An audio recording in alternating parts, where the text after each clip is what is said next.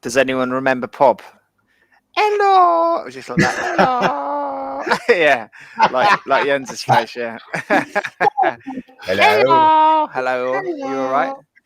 Hello, everybody, Good. and welcome to Shelfside Spurs. And you can Yes, see you get finally. Jens and Rez in massive, multicolored, screen-filling largeness.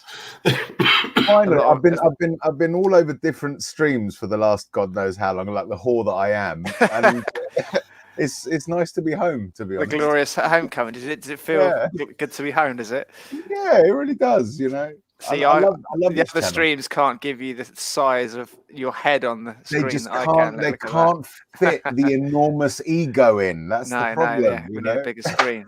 We're going to need a bigger ship. We're going to need a bigger ship. No, it's hello, good. everyone watching. I love the chaos of ours. So yeah, it's good to be back.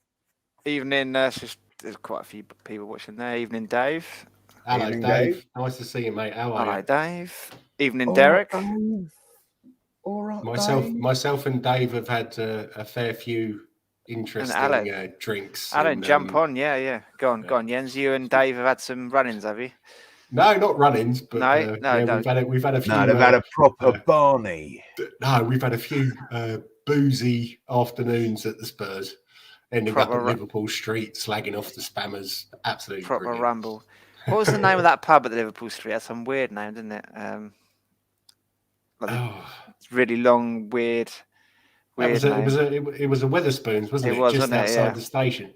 Yeah, I can't for the life of me remember. Like the Duke of Wellingthorpe or something. It's really funny long name pub, wasn't it? It'll come back to us during the. Julie's in as well. You're right, Jules. You just put our demographic of females watching up, Julie. Thank you very much. All that marketing we've been doing has obviously paid off. I keep forgetting to put it on the Facebook, of which Julie's a member. Alan has joined us. We add him to the stream. Alan and his mic. Alan, if we add you to the stream, promise that your mic's not going to be out on display. No, I'll be over myself, honest.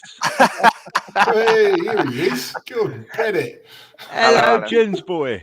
You're right. Hello, Rez. And hello, John. Hello, you're right. Welcome to the Spurs. Your virginity's been plucked here, hasn't it? I got my mic. Yeah. Coming in loud and clear. At least no one's dribbling over it. Yeah. Who was it? Gazza, wasn't it? Gazza was dribbling over your mic that time. Drinking a bottle of vodka. Good old Gazza. You've joined us in time for Spurs on this day in history, the momentous moment everyone tunes in for. The Hamilton Hall, that's it. I knew it was something prestigious. Someone put it in the comments, have they? Yeah. The Hamilton Hall, the Hamilton Hall. Of course it was the Hamilton Hall. Right, so Spurs on this day in history. We've got loads of stuff that's happened on this day in history, but they're all crap pretty much. Are you ready? It's not a good date for us. Today is not a good day for us. So 1999, late drama as Tottenham crash out of the UEFA Cup against Kaiserslautern. So we won't read on that one. Yeah, I remember that one. Yeah. We did in 1960. Look, Spurs begin the season with an unbeaten run of 16 games. So it was match 16. 1960, including a 5-1 thrashing of Fulham at White Hart Lane. Les Allen and Cliff Jones start the rout with 2 goals in the first half, but the Cottagers reduced the arrears early in the second period, only for Spurs to lash back and shift up a gear as Jones scores his second, Johnny White and Allen kill off the game. Lovely. 2002, another glorious night for us in the Cup. A desperate performance at Turf Moor sees Spurs knocked out of the League Cup at the hands of Burnley. 2002. Gus Boyer had given the Lily Whites a lead, but there seemed no desire to put the game to bed from the somewhat casual visitors, allowing the Clarets back into the game as they equalise. Burnley continued to dominate thereafter, scoring the winner in the second half to give a 2-1 victory. Now, history was made this day in 2008. Young midfielder John Bostock becomes the club's youngest player at 16 years and 295 days. Did Dane Scarlett beat that? I've got a feeling he might have done, when this book was published. 17, or was he 17 this season? Against Dynamo Zagreb, with Tottenham easing to a 4-0 win. We'll end on a good note. Let's Spurs blitz Arsenal in the first 20 minutes of the North London derby, 1999, with the team in white going 2 goals ahead. Stefan Everson and Tim Sherwood score the goals early on, but Arsenal come back into the game just before half-time. The Gunners then self-destruct after the interval with Martin Keown and Freddie Lundberg red-carded, making Spurs' job of keeping the remaining 9 players out a lot simpler. I bet we didn't make it simpler. Arsenal went on to score 4. Yeah. The score ended 2-1 to the hosts. And one more, just to end on the note that I started on. Liverpool thrashed Spurs by scoring 4 goals without reply at Anfield, 1997. Oh dear. Steve McManaman nets the opener. Strikes from your boy, Oyvind Nielaardsen. Jamie Redknapp and Michael Owen confirmed the points. The defeat leaves Spurs 16th place. Oh dear. 1997 that was. Yeah. Oh dearie me. What happened to Dave's asking what happened to John Bostock. Isn't he like in Belgium or Holland or Denmark? No, he plays for Doncaster. No way. He turned into a bit of a journeyman after that. Yes, he did. Yeah, he was in Belgium for a while. Yeah. But no, he plays for Doncaster now, apparently. He must have got one of those agents that likes creaming off the 10% every time he gets a move. His dad. I think his dad is it? I think so. It's so many players have their fathers or brothers or something as their agent. I think you just keep it in the family type thing. Not in that way. No, not in that way. Are you doing Movember, Rez? Is that with this Batman signal on your? No, I fancied a bit of a change from my usual goatee, so I thought I'd go for the Cavalier thing. I'm thinking of actually growing it down here and just sort of go for the handlebar, and then if it doesn't work, I'll just shave it off and start again. Was that in honour of our names last week on stream? Was it the Musketeers? It's a bit Musketeer, isn't it? That's right. Yeah, absolutely. So back to business. It's my job as host to try and knock you rabble into some kind of formal structure to this thing. So good luck. Can anyone remember back that far to the dark old days, the pre-Conte days when we lost 3-0 to Man United? I'll put the team line up on the ticker there on the bottom there. So me and Rez were stood outside the stadium with the protest, talking to Brian when the team news came out. And all I could say was 3 simple words, wasn't it, Rez? Ben fucking Davies. I felt like turning around and going home, and then you noticed the Celtics had been slipped in there as well, hadn't he, instead of Tanguy. What did you make of the lineup, boys? Jens, we'll start with you over in Holland. I was kind of surprised that he didn't start Reguilon because he wasn't even injured, was he? And Davis, I know I've stuck up for him a lot, but that game to be honest, last night he actually played quite well. I saw him play the ball forward, which was nice. Really well on occasion as well. And he was the assist for the own goal. Yes, yeah. Yeah, I mean, he really should have got that on target, to be honest. Yeah, I think he was trying to pass it to Kane, wasn't it? Kane, yeah. To Kane, sorry. Yeah, I really don't know what Nuno was trying to do. It didn't. I think he was trying to pass it to Kane, wasn't it? Is someone watching it in the background? Yeah, I think so. We're just trying to sort it out. I'm trying to. Alan, you probably. Alan, if you're watching it, I think I've done it. Yeah. If you're watching it on YouTube, then press mute on YouTube. Yeah. Well, I've closed it off. Okay. That seems to have done it. Yeah. Spot on. Awesome. Spot on, Alan. That's better because who's playing the last post in the background?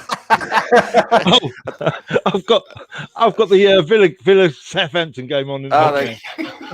Speaking of the last post, that was the best one I've ever heard before the Man United game. It's brilliant, really wasn't it? Normally, they cock it up and they don't get their breath in probably, but every note was spot on, and it was just so poignant and brilliant, wasn't it? It was absolutely excellently observed. Nice one. We'll put it this way: Man U, my first game of the season, and I really wish I hadn't bothered. You were there for the catalyst moment, though, for Nuno's departure. Did you get there okay, though, Alan? Did you find a parking space and all that? Yeah, well, because I'm disabled, I get a parking bay anyway. I can get one in Sainsbury's. The only one I've got a problem with is Liverpool. For some unknown reason, I went to click the link that they send me, and I kept clicking it and clicking it. It kept telling me it was a problem. And I could see the parking spaces disappearing before my eyes. And I thought, so I've got to find somewhere to park for the Liverpool game. I don't know where, but I got a feeling they're what's it called, yeah. Underneath the stadium, Levy's little office bit. Isn't that like Sainsbury's or something directly underneath the stadium? Yeah, you've got Sainsbury's under there, but I get a choice. I can park in Sainsbury's, or I can actually get parked under the stadium. Yeah. Okay. But the thing is, when you're under the stadium, they keep you there for a dead hour. Where if you get into Sainsbury's, it still takes you an hour to get out because the traffic is horrendous. But then you haven't. Do you not like hang around? I mean, obviously not the stadium necessarily. You might want to think like hang around for like an hour and then go and get in your car, or do you have to go straight to your car if you're in the stadium? No, you can hang around for an hour. It's not a problem. You can. To be honest with you, I think that's mostly what I'm going to be doing in future. I'm going up to see Leeds next game, which I'll be joining you boys in the south. South Stand. Not me. Oh, you're in. You're the but I stood in your area the other day. I was in your area the other day, level 1. I was having myself a grill. Weirdly, last night I was sat exactly one row in front of my usual seat. It was directly behind me. And you bought a random ticket, did you? And it just happened to be like one row. I had fun because, as I say, I go up in the old lifts. I get used to the lifts on them, so it's a bonus. So I comes out the lift and going on the corridor, and this bloke walks out, and I thought, he looks familiar. And as he turned around, it's only blooming Graham Souness, weren't it? Really? Yeah, I shook his hand. I felt like saying "fuck off," but I shook his hand. He actually is quite fond of us, isn't he? Because he started his career there. But He's got moved on about. He was 17, I think. Then they moved him on to Middlesbrough. Yeah, he was homesick, wasn't he? He was coming up through the ranks with Hoddle. So they always say to each other, "Can you imagine a midfield of Hoddle and Souness?" That wouldn't have been a bad. He says it's one of his regrets. He wishes he'd have stayed to fight for his place when he did leave. He took the easy option. I'm pretty sure Gary Brady would say the same. John Bostock's dad was probably his agent. I mean, come on, be honest with you, lads. How could have Souness replaced Johnny Pratt? I mean, come on, Johnny Pratt. He was an idol. He was bone idol. Well, pretty good. Yeah. Can you remember back that far then, Alan, to the Man United game before the game? What did you think with Lo Celso and Davies starting? What was your initial thoughts? Well, before the game, to be honest with you, I do like Davies, but I really didn't expect to see him on the pitch. And Lo Celso, as I've said in comments before, I'm sure they transfer his brother over to play for us. And the real Lo Celso plays for Argentina because it ain't the same bloke, is it? Nah, last night as well. Last night. Oh, I was actually saying great goal, and also I thought that ain't it the back of the net. Yeah, it hit the keeper in the face, didn't it? Yeah. Keeper saved it. You can see what they were trying to do. Obviously, he's been playing really well for Argentina and getting rave reviews. Play him in his natural position. Everyone keeps saying he's playing a bit more advanced and you'll get the best out of him, but it didn't work at all, did it? I guess that's what Nuno was trying to do. He was just trying to take the second keeper. He was trying to take the second keeper out, wasn't he? And so they'd have no goalkeeper. That's what he was doing. I mean, come on, think smart. Yeah. He's smart. He's smart. That Celso. I can't say too much because, as I say, I can't have it going back onto Spurs community. Right, but I do know one of the boys from there who are in the know, and he does feed me a little bit of information. And he turned around, and I'm shocked with this, but he turned around to me and told me that Lo Celso was picked over Fernandes by Poch. But then, as I say, you've got to add the normal salt amount to it. You know what I mean? Yeah. But Yeah, It's possible. I mean, look, we That's, don't. We're never fellow 100%. Yeah, we're never 100% privy to what goes on. You know, so the idea that Poch picked him over Fernandez and it wasn't thing is perfectly feasible. Yeah. You know, but the things you got to bear in mind is that Lo Celso is still a professional footballer. Oh right? yeah, He's still gets paid to be levels above anything that any of us would ever experience. And I don't think there's any professional footballer at that age who's played at the top level that can't do a job somewhere. It just might not be for the team that he's at. It's like why I think that Dele Alli should leave, not because I don't think he's any good. I just don't think he's right for us. Or I did until Conte came. So I don't know what Dele's future will hold. If you think about it, Rez, Lo Celso was a part of the catalyst of the decision which led to Nuno leaving, wasn't it? Really, because he was absolutely shocking, and everyone was abysmal. That's why everyone was booing when he took Lucas off, because everyone wanted Lo Celso off because he was stinking the place out. He was absolutely awful. Yeah, absolutely. I mean, it was the I mean, just to sort of give my own take on the format on the lineup. At that point, I got to a point of just almost numbness. It was like, I mean, I was with you, Johnny, when you sort of said it, and obviously, I know that you were really pissed off with the Davis selection and stuff. But at that point, I'd got to the point where it was like, whatever, yeah. I couldn't generate any feelings, be they positive or negative, about that lineup. It was like, what difference is it going to make, really? It was. You mean to tell me you weren't buzzing turning up to that stadium thinking we're going to beat Man United? But it was amazing how easy they cut through us. Yeah. Every single time they attacked, you just thought they were going to score. And he just stood there on the sideline with his arms crossed. Yeah. Doing nothing, not shouting, not. You expect a manager to be a bit angry if you go 3-0 down. He did nothing. Did nothing at all. Yeah. I think he must have realised that. Yeah, then it was probably time to go. Finally. As I said in the comment last week, he's looked lost for weeks. He's looked lost. He has, I think it even started as far back as Chelsea. You know what I mean? We looked so good in the first half. And all of a sudden, it was like, well, who took our team away from the first half? Because it wasn't the same team, was it? Yeah. No, the Palace game was the first one where you thought, oh dear, what's he doing here? Playing three defensive midfielders at Palace. Yeah. That was the first one that started alarm bells for me. Yeah, we never do well at Palace, though. So. Well, I think the problem with Palace is you had the players that were away on who couldn't come back from international duty, could they? Yeah. Then you had the injury straight away to Dyer within 10 minutes. And then next thing you know, you're down to 10 men. Tanganga, And then once you're down to 10 men and no organisation, there weren't no organisation amongst them. No leadership, was there? No. Why they don't practice playing with 10 men, I don't know. Apparently they do. Other teams do, yeah. Wow. From what we understand, I think Ali Gold was saying it the other day. He said that when he came in, when he first came in, and the preseason, at the end of preseason, apparently the mood was very positive. Everyone was saying, things are on an even keel.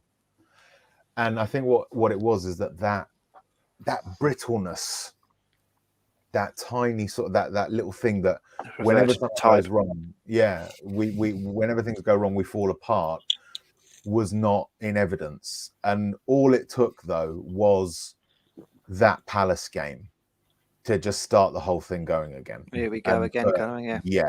And you almost saw it last night as well, Rez, didn't you?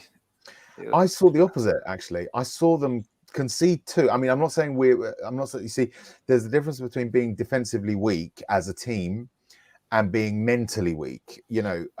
Last night I didn't see heads drop. I saw it at Chelsea.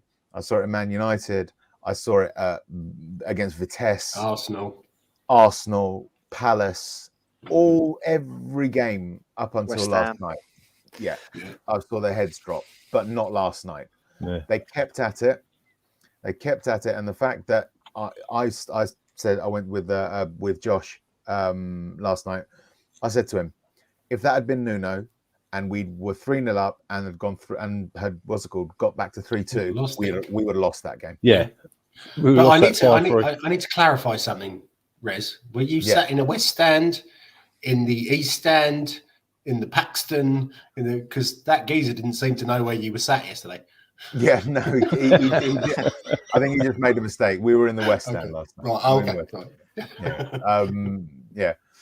No, as I say, I knew which stand I was in because it was the same block, one row ahead of my usual seat. So, yeah, it was just I could turn around and just touch my own seat. What happened? Did you touch the person that was in it as well? No. Only emotionally. No, touching random strangers can be a risky business, and he was. You should come to Amsterdam, mate. It's all good. XXX, isn't it? XXX. Come to XXX. SSS, go to XXX. Absolutely. Yeah. But yeah, it was. I mean, yeah, just going back to the Man United game and stuff. It was horrible. It was horrible being sat there. You know, there were moments of excitement at first for the first sort of little period of the game, but then it just all went to shit when they scored. It was like that's it, done. It was a great finish. He didn't. From where I was standing until I watched it back afterwards, I didn't realise what a great finish it was. It was amazing, sailing over his head, and then he could have put it more accurately past Hugo. Could he, from that wide angle? Great finish. No, the atmosphere was just—I've never known it that toxic. To be fair, I can't even ever remember it being that toxic at the Old Lane in my time there. I mean, Showbiz, who I sat next to, he brought his daughter along. She's like 16, I think. Fleur is now, and and I felt, this can't be very enjoyable for her because it was proper. You could feel the tension in the air with the knife. There's punch ups going on to the left of us and shouting, and people were starting on Hugo. People were starting on Skippy. People were starting on Harry Kane. What was it, Man U game, you mean? Yeah, Man U game, Alan. There's a guy behind us who, in the first half, someone played a ball back to Hugo and he was being closed down, so he's kicked it long. And this guy behind us is like, Hugo, you fucking cunt, you're shit. He went on about a 10-minute tirade against Hugo. Then he was going about to Skip the whole game. Skip, you're shit. You're no better than Winks. Fucking get out of my club. Like proper going, you fucking cunt. You get off the pitch. And we're like, really? And then Harry Kane, when I think it was the second half, when he tried crossing it for, I think, that was in the middle, and he got cut out, and he started going on at Harry Kane. Then it was bad. Eventually, someone hit him. Oh no! The worst thing was though, Jens Allen. Yeah, it was bad, worse than him. The worst thing was though, Alan. After that, we want Levy out chant started up, and this guy behind us, loud as day, goes, "How the fuck is it Daniel Levy's fault? How the fuck is any of this Daniel Levy's fault? The players are shit. The managers are he might very well have been actually. I was going to say, it might have been a plant in the crowd to try and. Yeah, well, Jens knows I'm not actually Levy out. I'm not saying I want to see what happens in the next 4 windows. Yeah, in the next 4 windows, just for the fact that he told us from the start we were going to be run self-sustainable. All in good time, Harry. Yep. And at the end of the day, we had the build. Okay, run late. He could have spent money that summer, of course, because he never spent anything at all. But until I see what happens with the stadium, what with the money coming in, I'm not saying Levy's this, Levy's that. I will want to wait and see. That's just me, though. I understand. How much did you calculate it earned from the 2 NFL games and the Joshua fight? Apparently, he's meant to get 10. He gets 10 million a year. They get 10 million a year for the NFL games, both two games. I've only heard rumor that we get half the food, so I don't know how much we get out of that. My view is, I think eventually the NFL, the boxing, and anything else that goes on will go off to pay off the stadium, like the debt. You know what I mean? The annual debt. That's self-sufficient. Yeah. And then what will happen is the money we earn on the football should hopefully go back into the football. But we Do you ain't think going to it know will, that. Well, we don't know though, Rez, do we? We don't know Yeah, but the because issue- we haven't had an open. We haven't had a season. But how much? Yeah, How much but money have we don't got in the season. bank? Haven't we got a I shitload don't of know, money in the mate. bank as well? I don't know. Not a clue. This is the thing. The sort of transparency around the finances is a little bit odd. But there are certain things that we can extrapolate. I wasn't particularly Levy out for a while. I became very staunchly Levy out after a couple of different things. One of them was the ESL, which for me was an unforgivable decision to make, and I don't accept the idea that we would have been left behind, because the European Super League, this is the thing that a lot of people miss with the European Super League. It will start off as this massive spectacle, and the various broadcasters will push it, and it'll be like, yeah, the ESL. Interest in it will fade, because if you don't have jeopardy, if there is no danger, it's not interesting. Oh yeah, I agree with you there, Rez. I absolutely agree. And so I think that if we are left behind, in actual fact, we'd be in the better position, because we would be competing in an actual system that actually, there's something at stake. Yeah. Well, my view on that. Sorry. Carry on. No, but all I'm saying is that was one thing that I found unforgivable. Yeah. The other one was the fact that we as football fans, and I've said it a lot on this channel, and I've said it in other channels as well, we're told that it's all about, how much money we've got in the kitty, how much our war chest is. But because I've been saying it, that's not how football finance works. Even while waiting for the stadium, and I was exactly the same as you, Alan. I said we need to wait and see what happens with the stadium and the new revenue streams. The point of it is that a company will be able to project. No big proper organization does 1 year's accounting and nothing else. They'll have a 1 year, a 3 year, a 5 year, a 10-year plan, which you can adjust according to what's happening right now. We always knew the lockdown would end at some point. And so I just think, for me, it's not necessarily that Levy is out to meet some ulterior motive. I just think he doesn't take enough risk for me. He doesn't feel that the football is worth taking a little risk, not a massive risk, just a little. Spend a little more than we spend. Yeah. Maybe 10% of our turnover more a year. Because we've got the lowest wages to wages to turnover ratio in the league by a long way. And that's the thing that makes me Levy out, is because he doesn't spend enough. The biggest problem for me, though, is that he's not proactive, he's reactive. Because when we were doing crap under Pochettino, then he goes out and splashes 50 million on Undon Bailey and then Lo Celso, and then they haven't really worked out particularly well. He then goes to Mourinho, which was, I thought, he might have changed. He hasn't changed, and he's also he's 10 years behind the other managers. Getting Nuno in, I was hopeful, but what was he, 9th choice or something like that? Oh, something like that. And now it's all it all went rather badly, and now he's actually thought, oh well, it might be an idea if if I react again, and he's got Conte in. But is he going to carry on with that? Yeah. In January? Yeah. Are we going to get rid of, or are we going to get another decent centre back? And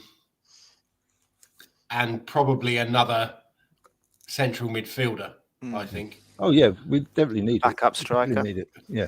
Yeah, backup striker as well. If we're is he going to do that? Because he said he was going to back. Yeah. He said he was going to back Nuno, and Nuno wanted Traore apparently, and then it was like, oh no, sorry, the numbers are wrong. Did he ever say it? Yeah. Did anyone actually turn around and make any real sort of firm things. It I'm was not sure. it was so He was Derek. He was. Yeah, it was like Nuno in a way almost drifted into the role. It was almost like some guy had walked in off the street and someone said, "Do you fancy being a football manager?" He didn't need to though, did he? No. If Levy had actually given Conte what he wanted during the summer, we would probably be a little bit higher than we are now. Yeah, but have you not seen the interviews of Conte? Because apparently Conte turned around and said that he weren't ready for the job in the summer. He wanted a break. That's what he's mentioned I didn't hear that. I think it was on Sky Sports the other day. He wanted actually to have a break. Yeah, he wasn't ready to. He wasn't ready to return to management there and then. But, So. I mean, we could have still sort of said, all right, take a break. Yeah. When would you like to start? Nice to see you, Dave. Take care, mate. I'll be over in February for the Wolves game if you're up for it. Cool. Is your name Dave? No. You can almost cut Levy some slack because the Hitchin probably bought Lo Celso and Dumbella, and they didn't really do their due diligence into the character of the player, did they? So Levy's got a justifiable argument to say that I did spend this money, but the players you bought in weren't good enough. They didn't make enough of a difference in the first team squad. I think the first 11. The problem, Johnny, you're right. I do agree with you on that, in that he does have that argument, but there's a counter argument to that. It's like, yeah, but that was after 2 or 3 barren transfer windows, mate. You buy players. They were doing it on Tommy Talks Ball a minute ago. The reason you buy players every season, and I didn't realize this until quite far into my own football education. The reason you buy players almost on a rolling basis is because it's about keeping things fresh and providing competition. When you go 2 windows without buying players, first and foremost, your players get tired. Second of all, your players get complacent. Mm-hmm. They turn around and say, well, he's not buying anyone, so my place is safe. And then if you do then start spending, you're playing catch up because you're still 2 years behind. Alex Ferguson always said you need to keep the dressing room fresh, and absolutely. I think you need to star players, didn't he? And backroom staff and backroom staff. He used to change his coach all the time, didn't he, Alan? Just to keep I'll be honest with you, I won't be gutted really, just through seeing what players we have been bringing in. I wouldn't actually be gutted if they actually said goodbye Hitchin. I'd love it because we do need something better. We haven't got the people out there, I don't think, to bring in the players we need. What does he actually do? Hitchin? I don't know. He's meant to be, because now we've got Paratici. What does Hitchin actually do? I don't know. I thought he was transfer manager or something like that, wasn't he? Head scout, isn't he? Head scout. Yeah. No. His official job is his official title is technical director. Okay. So I would imagine scouting is part of that, but not all of it. Is that not when you call him up and you say my computer's not working? And he says, have you tried switching it off? Switch it back on again. I tell you, I have seen some odd takes over the last couple of days on streams about Paratici still getting criticised. I mean, even looking at the Man United game, the players that he brought in were probably the 2 better players in the team, weren't they? Romero and Royale. Yeah. Who had 2 best players on the day? And his link with Conte has helped us get Antonio Conte. Yeah. Yet people are still saying he's this, he's that, and he's not cooking on gas. I've seen a lot of criticism for him after that. Never going to please There's everybody. Question marks over him. We won't be able to have a better. I think it was actually Tommy, wasn't it, who said that he attributes all of his success to the guy that he replaced at Juve. And well, he was the assistant to Morata. And Morata went on to Inter, and see what Inter did in terms of bringing in the players that Conte needed in when he was there. So, I mean, there's certainly an argument to say that, there's an argument to say that Morata is also very effective. The issues with Paratici are stuff like appointing Pirlo as the manager of Juventus. That, and there's counter arguments to that as well, in that, well, Juve had money problems. So, it's difficult to sort of be able to draw a really sort of reasoned analysis when the information you're going on is a bit scattered. We haven't had enough direct observation of what Paratici does to be able to form a very valid, a real true picture of him. So you're going to get, you know, those that love him, those that hate him, those that are in the middle. You have a very wide range of opinion on him, I think. It's all right now. If you want to sum up the whole of Spurs, it's wait and see. Yeah. Everything, top to bottom, it's all wait and see. I'm optimistic though. Yeah, oh, of course, yeah. The first, absolutely. I'm always optimistic when we get a new manager in. With Nuno, I wasn't quite as much, probably about as much as I was when we had Sherwood come in. 2 out of 10, you said in the summer, didn't you? The excitement level. I asked you for a rating out of 10. You said 2 with Nuno. Yeah. Yeah, 2. You said. So it's. But I think this guy looks good, and we actually attacked last night. As you said, Rez, you stood up more in the first half than you had for the whole of the season. Yeah, absolutely. And Kane made himself look busy as well last. Yeah, I thought Kane made himself look busy up front. Yeah, he stayed. Well, he helped us win that game. The last 10 minutes, holding the ball up, drawing fouls. You know. Yeah. He also helped it was Brad Matthews was saying. I said it a couple of times. It was real proper centre forward shithousery. It really was. You know, he was drawing fouls and winding his opposition up. It was brilliant. It was really good to see. Yeah, it was good. You could see what he was trying to do when he took Moura and Son off, just going 2 banks of 4 and then leaving Harry up top, try and make it a bit solid. I suppose we'll get around to that. Yeah, he's much better. Harry had a few chances against Man United, didn't he? I'm giving him the goal last night, by the way. Look, I've got it on my next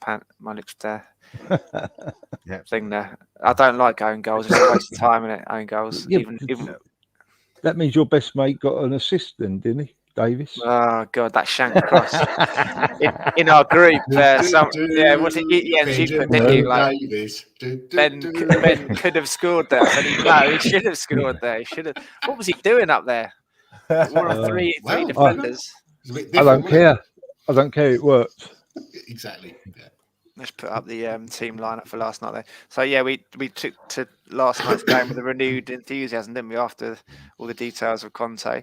So before we actually talk about the game, let's go around the panel again. Jens, did you ever think the Conte thing would come to fruition when you heard the rumours? Or do you think here we go again? It's another one of Levy's keeping quiet, blow smoke up their asses. Everybody seemed quite confident of it on our WhatsApp group, and I was like, yeah, until I see it on the OS. I've been bitten too many times. Yeah. I've been bitten too many times, so I didn't believe it. And when I saw it, I was like, I don't mind if I do. We mean business. Exactly. Have you heard from the Arsenal Chelsea fans? Are they still as shitting themselves as they were in the summer? Are they, proper salty, aren't they? But the even on Monday night, when it was said, right, he's going to sign his contract tomorrow, I thought, that sort of hit around 7-8 o'clock. I thought to myself, there's still trains running to Manchester. Newcastle are going to come in and double Newcastle. Apparently they're going for Howe now. Yeah. Well, at least they're getting their Newcastle back. Until his name's actually on that piece of paper, there's anyone, Willian, was going to sign for us. That went to Chelsea. There were others as well like that. It's like until he's right there, no, you can't believe it. Can't believe it. Definitely Harry's goal last night. Definitely Harry's goal. Ben Davis actually did all right last night. He obviously part of a 3 rather than you heard me right. Have you got a temperature, John? No. You feeling all right? Because he wasn't wide. He wasn't isolated 1-on-1, was he? So he didn't have his lack of pace wasn't exposed last night. So he did well. What was it? I heard that someone says that Conte likes centre backs that can also play as fullbacks. There was a coaching piece with I can't remember the guy's name. He used to be his assistant at Chelsea. Basically, he did an analysis of him, and he likes quick, wide centre backs who know how to play fullback, because they obviously get dragged into those areas quite a lot when you've got people hard at the pitch. So he likes quick, centre backs that can play Davis- fullback, which is Davis ain't Tanganga, that isn't it? quick though, is he? No. No, he's not. It bodes well for Tanganga, though, doesn't it? Yes, He sounds exactly ready-made for what he'd like to play there. But it's the So who do opposite you of what go Nuno for was in January or next summer. Which centre back? Which centre back do you think we'll go for in January or next summer? Because obviously, I think Dyer's out. I think Davis will probably be out as well. Yeah. So who do you reckon? I'm sure it'll be someone from Italy, won't it? They'll dip into the Italian market again, I'm sure. I'll tell you who I'd love to see, and that's but he doesn't play centre back, but Joachim Mæhle, who plays for Fiorentina, also plays for Denmark as well. Yeah. Sorry, he plays for Atalanta. Kel's surprise. Oh man, he's good. He scored 5 goals in 7 internationals at left wing back. It's not bad. Tell me, Jens, which other members of the Danish national team do you think should play this game? Well, we've got Kremen Elkiar, Søren Lerbu, Michael Laudrup, Brian Laudrup. We'll have Alan Nielsen back as well, mate. Nice. Has there been any rumblings in Denmark about Christian Eriksen? Because it sounds like Inter Milan have said he can't play in Italy, can he? So he'll be. Haven't heard anything about him. I'm surprised he's continuing. I really am. I think he should hang his boots up. I think. I don't know. But I'm not he being should probably funny. go and play with VDV at Esbjerg, because VDV's the assistant manager there now, and Esbjerg are a mid-table first division team or Premier Division team in Denmark, and he could play out his days there. Yeah, or he could go back to his hometown in Odense. Yeah. Problem we've got with signing him is insurance. I don't think we'd get him insured. No. Yeah. And plus, you've got the tempo of the Premier League when you've just what he's had. Oh yeah. You know, what I mean, it would be too much. You know, I wouldn't want to see him something happen to him on the pitch, because next time he might not be so lucky. Yeah. And I also volunteer, think, Harry. You're taller than I'm always fucking hungry, and I'm 6'4". You're not 6'4", 60'4", maybe. Fucking hell. Aren't you 6'7"? No, I'm 6'4". Harry wants you. Unless I got my high heels on, then I'm 6'4". In your Cuban heels, you're 6'7". Underlay. And that lovely eyeshadow you wear, it's beautiful. You don't have to fucking tell everyone about it, Rez. It's not weekend yet.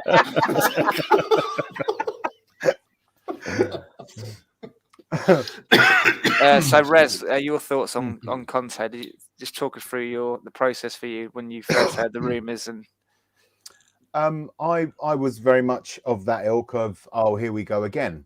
When it happened, I was, when it really was the whole Levy out at that point. It was like, yeah, you can get rid of Nuno all you like, but you're screwed, mate.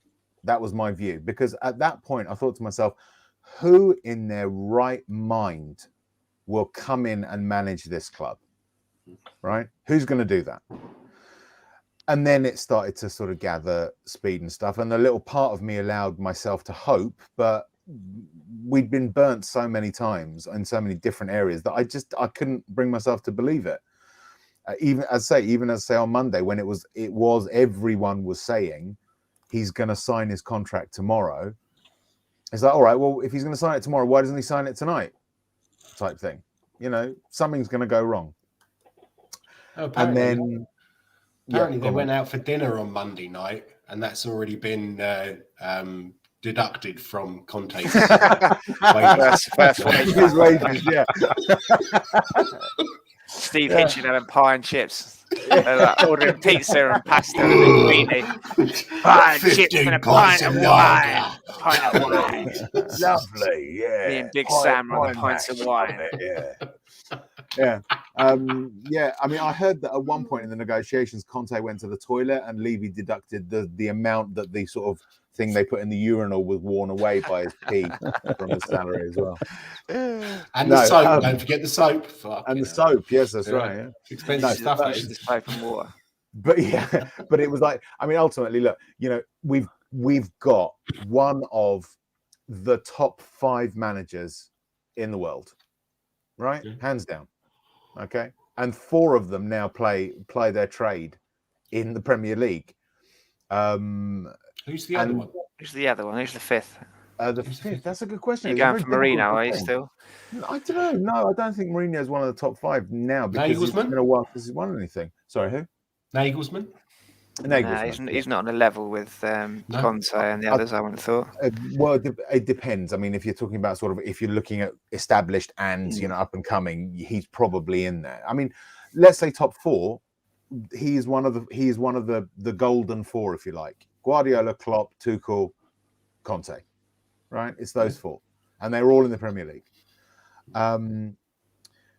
The fact that we've got... I know. No, the last one is in the Premier League. It's Arteta. yeah, that's right. Trust the process. Trust the process.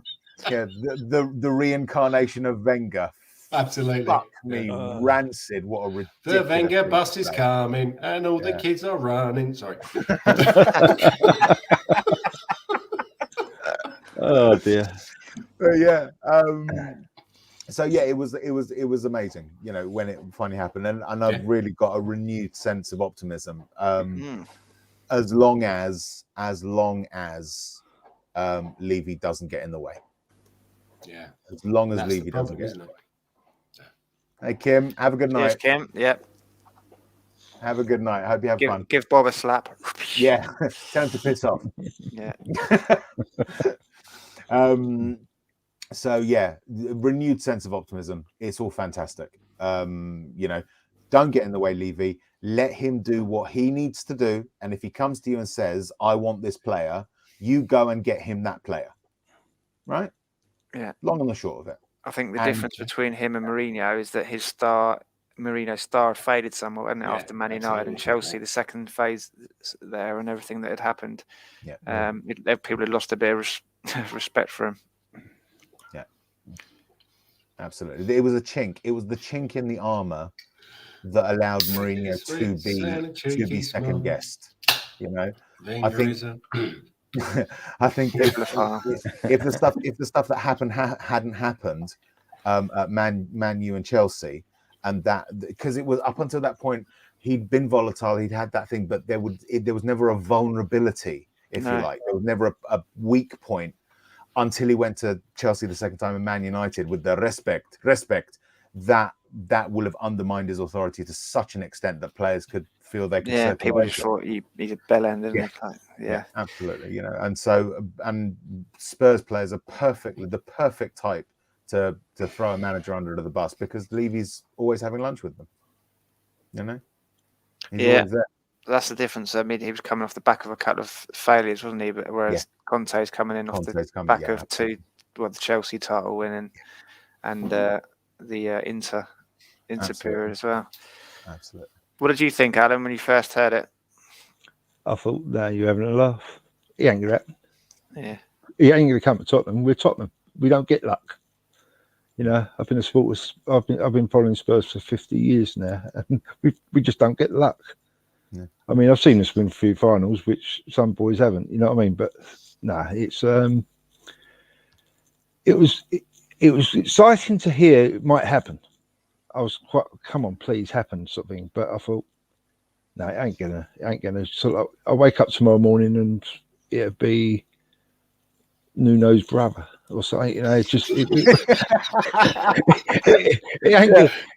Tim Sherwood, you slag. It was like I was living in a dream. And Dino Espirito Santo. Yeah. It was like I was living in a dream, and I'm thinking, it's just rumours. It can't happen, But now, as Reza said, you've got to. This is where we're going to say it's not going to happen over one window. It's not going to happen over two. But he has got to back him as best he can. I don't think it's as easy as saying, well, if he wants this player, you go and get it, because. My problem, as I did ask in the little box the other week, where do you rate us as a club when it comes to signing players?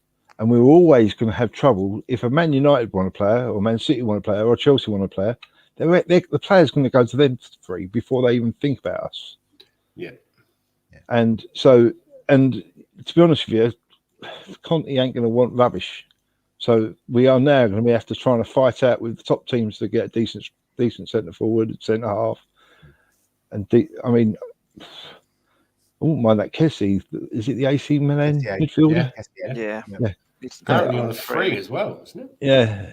Which mostly there are already rumours that he's told AC Milan he doesn't want to sign a new contract with them and he wants to play for Spurs. 165 grand a week. There are the sort of things going around. He was the king of the free transfers, wasn't he? Yeah, Paratici with Wiltshire, Ronaldo. That's the way they used to structure their deals, wasn't it? But as I say, as a club the size of us, we should be bigger than we are because of our history.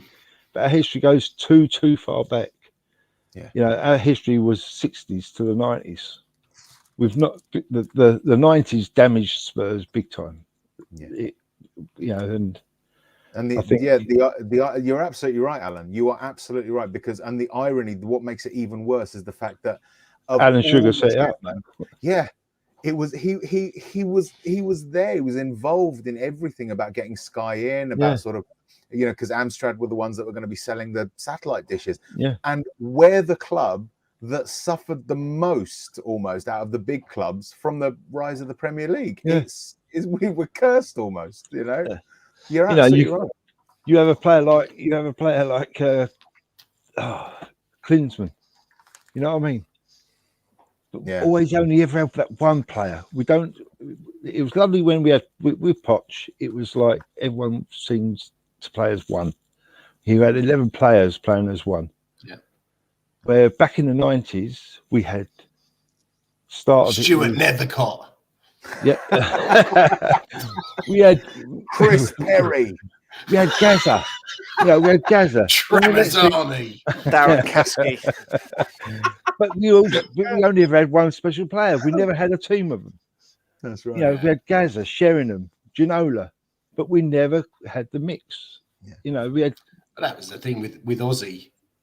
We had that blinding forward line, and then the defense was just. Yeah, but one 109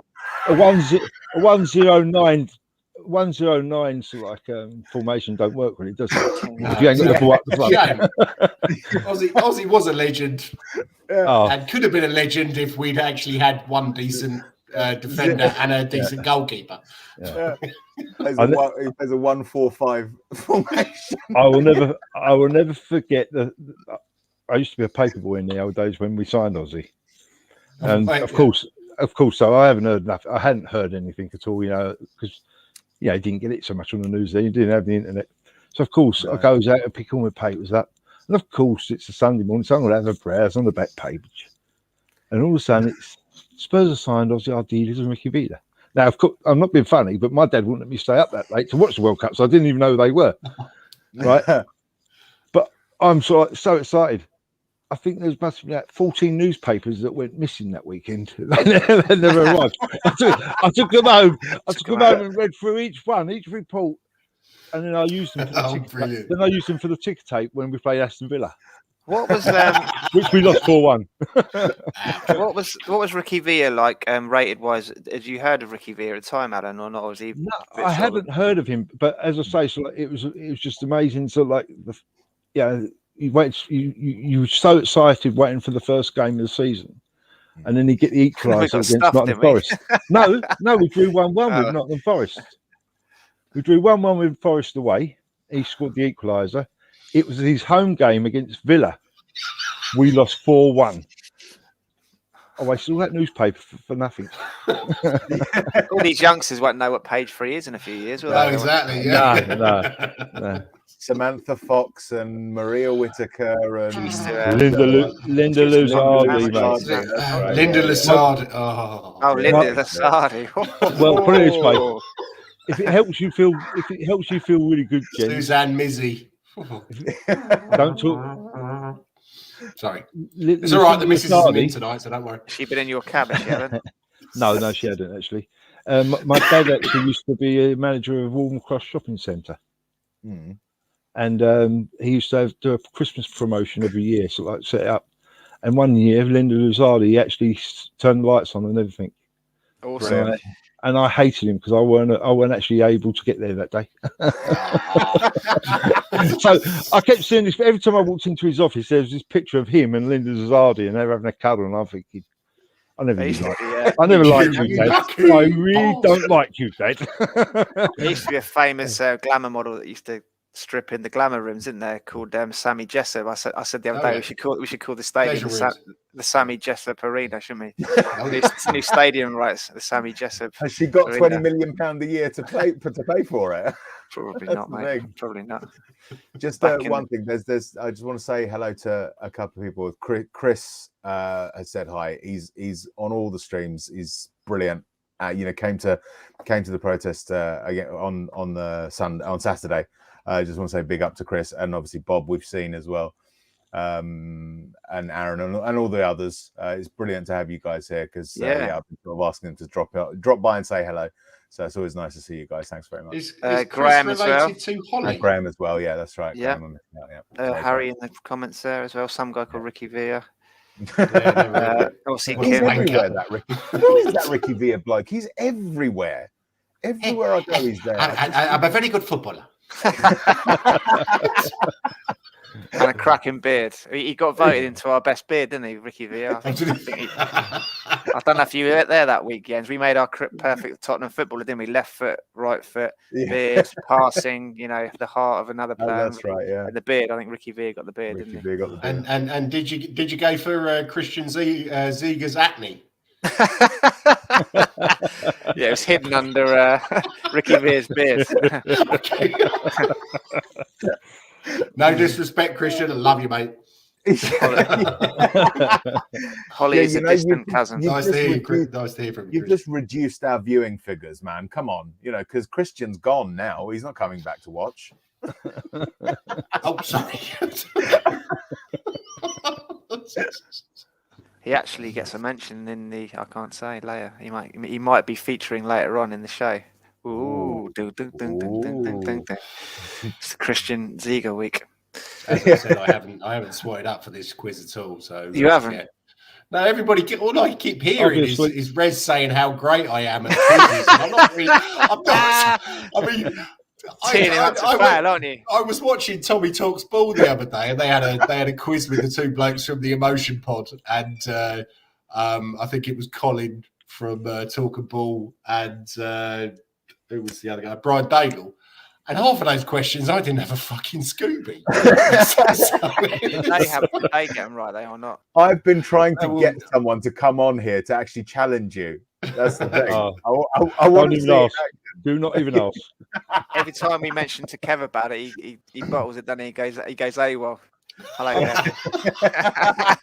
To be honest with you, I love my football to pieces, but when it comes to actually remembering anything, nah, I can't. I just, I mean, there's certain situations, you'll always remember the Ricky Villa goal against Man City because it was just so special, and being in the stand watching it happen, it was just like, go on, Ricky, yeah, go! That was amazing.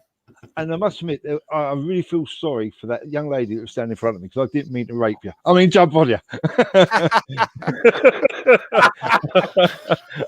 I tell you, she was gorgeous. Anyway, moving swiftly on.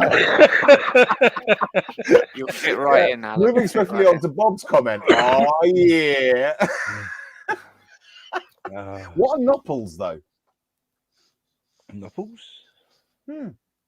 Maybe he just doesn't want to trigger the algorithms to get us banned by mentioning nipples in the comments. That's what it is. No, I think that's probably an East Midlands saying. No, nopples are what they show in Come Total magazine. Yeah, what is all this business about? Dare we ask? I was in one of the WhatsApp groups and I went to write sum total, but for some reason I put sum total. It just went mental.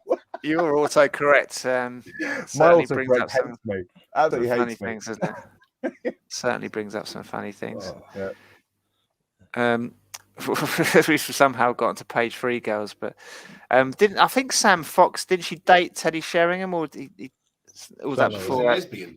She's a lesbian, is she? She is now, but she did. She dated Eric Lamella. She did date him though. She did date him. No, it was Danielle Lloyd that was the sort of footballer squeeze. And then Jamie O'Hara married her, didn't he? Yeah. And half the team had relations with her. Yeah. Yes. Had to go on her. Including Jermaine Defoe. She was a fun girl, and then she finally found Jamie, and love was. And now they're divorced. Are they divorced now? Oh. Yes. Yeah. I think they've got kids together though. And I think she's moved on to Accrington Stanley now. Well, that's what happens. You know, you get to the elite, and then as your career progresses, you've got to go down the. But at the same time, Rez. Okay. The whole 25-man squad. That's cruel. I did like that comment on Twitter when Jamie O'Hara put, "I'll be on Sky Sports at 1 talking about the Tottenham," and someone said, "We don't want you representing us." No. You know don't what? Represent us. I mean, Spurs community. As I say, I was a big part of it. I mean, I will deny it. Me and Rez actually fell out on Spurs community, but that's about what? No. I think it was something about nopples or nipples or something. It was exactly. You thought it was nopples and you thought it was nipples. Yeah, that was it. That was the extent of it. You know, it was like nipples and nopples. You know, I'm pro, Alan's con. You know, and that's just the way. We just disagreed, and that was it. But anyway, all friends now, mate. All friends. Yeah. You know, where was we? I see my memory. We were talking about nopples. Nopples. Yeah. Oh yeah, I know him well. 10 to 9 on a Friday evening. And I'm Jens. This time last week, I was resting up after coming home from sunny Spain. Yeah, lucky. Oh, that's right. Yeah. Marbella. And I'll tell you something. I felt really sorry for my daughter because we kept sending her these messages, like getting a lovely suntan, blah blah blah. So she sent us a message back saying, "I'm so jealous. I've got 5 days off in December. I'm going to I want to go to Tenerife." And it weren't, "Would you like to come, Dad?" It was, "Mum, have you got any time off?" So she said, Mum said, "No, I can't get time off." So I said, "Oh, if it means all that sun and that, I'll better come and look after you." So I'm going to Tenerife. I'm going to Tenerife in December. Oh yeah. Yeah, you'll be able to visit. I was meant to have 2 holidays last year with COVID. Make up for it, yeah. Oh, fucking Judith Chalmers over there, Jesus. Last year was me and my wife's 25th anniversary, and the holiday we've just come back from was to celebrate our 25th anniversary from last May. Yeah. She's not watching this yet, and I was going to say, what gave you more joy, your 25th wedding anniversary or Tottenham appointing Conte as their manager? Well, as I couldn't go on holiday, it was definitely Conte, isn't it?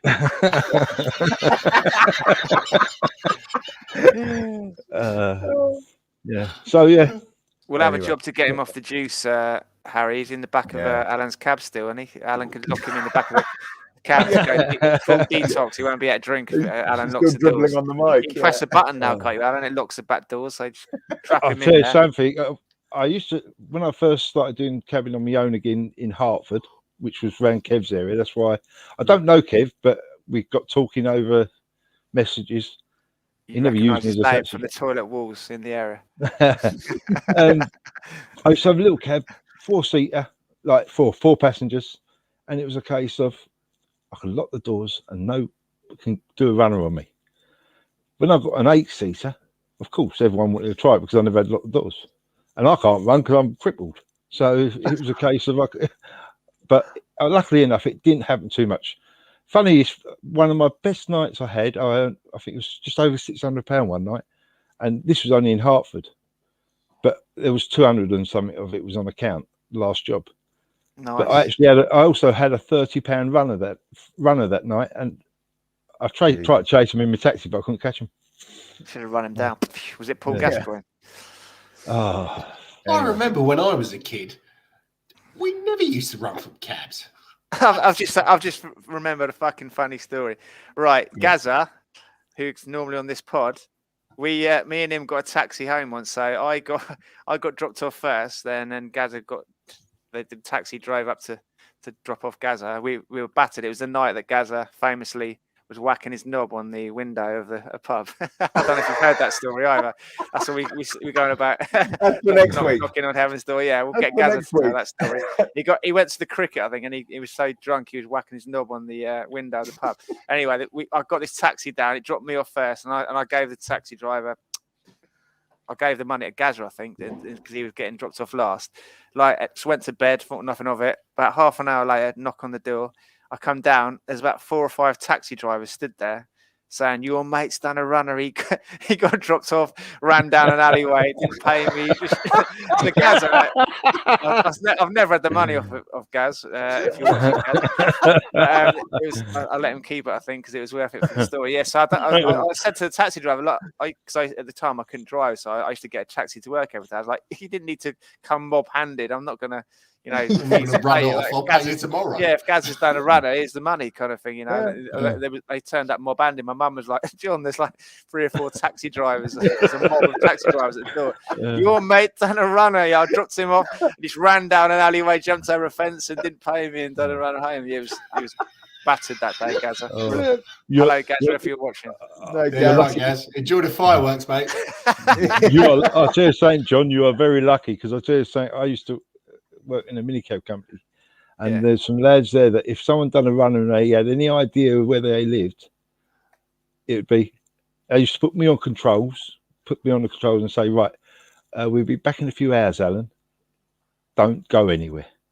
And I'd come back, and sort of like you'd see they'd all be getting out their car with baseball bats and cricket bats. I used to and you'd say to them, did you get the money? Nah, but we had some fun. In the interest of clarity, if they are watching, Gazza, not me. Well, I was going to say it was all right because Gaz had been to the cricket that day, so he would have known how to deal with those cricket bats.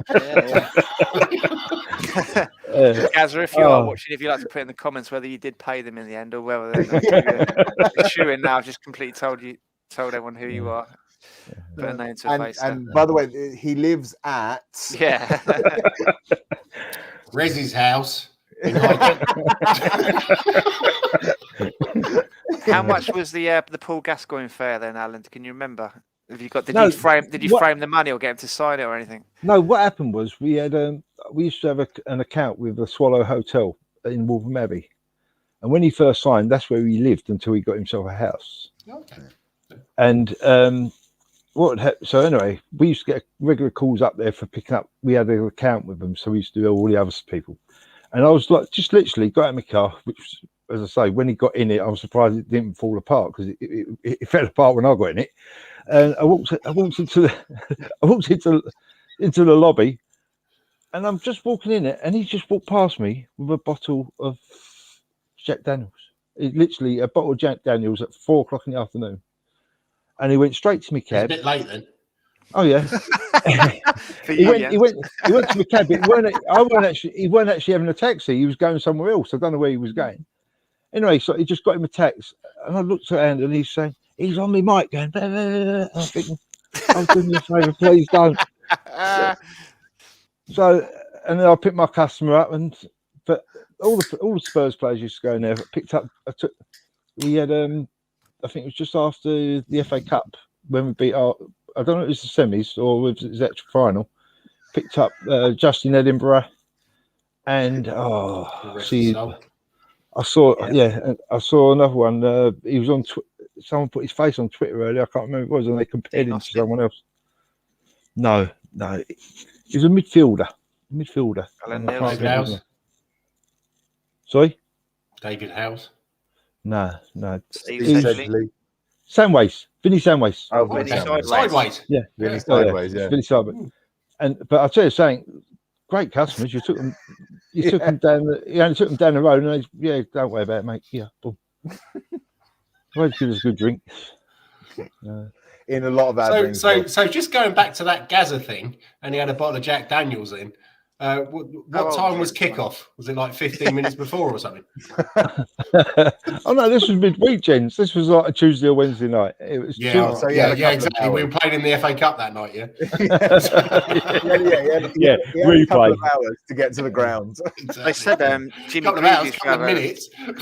Jimmy Greaves used to have a shot before he went out onto pitch. They said the old Cecil Point. You know the old stadium where you used to walk through the gates to the main stadium. Yeah. Right.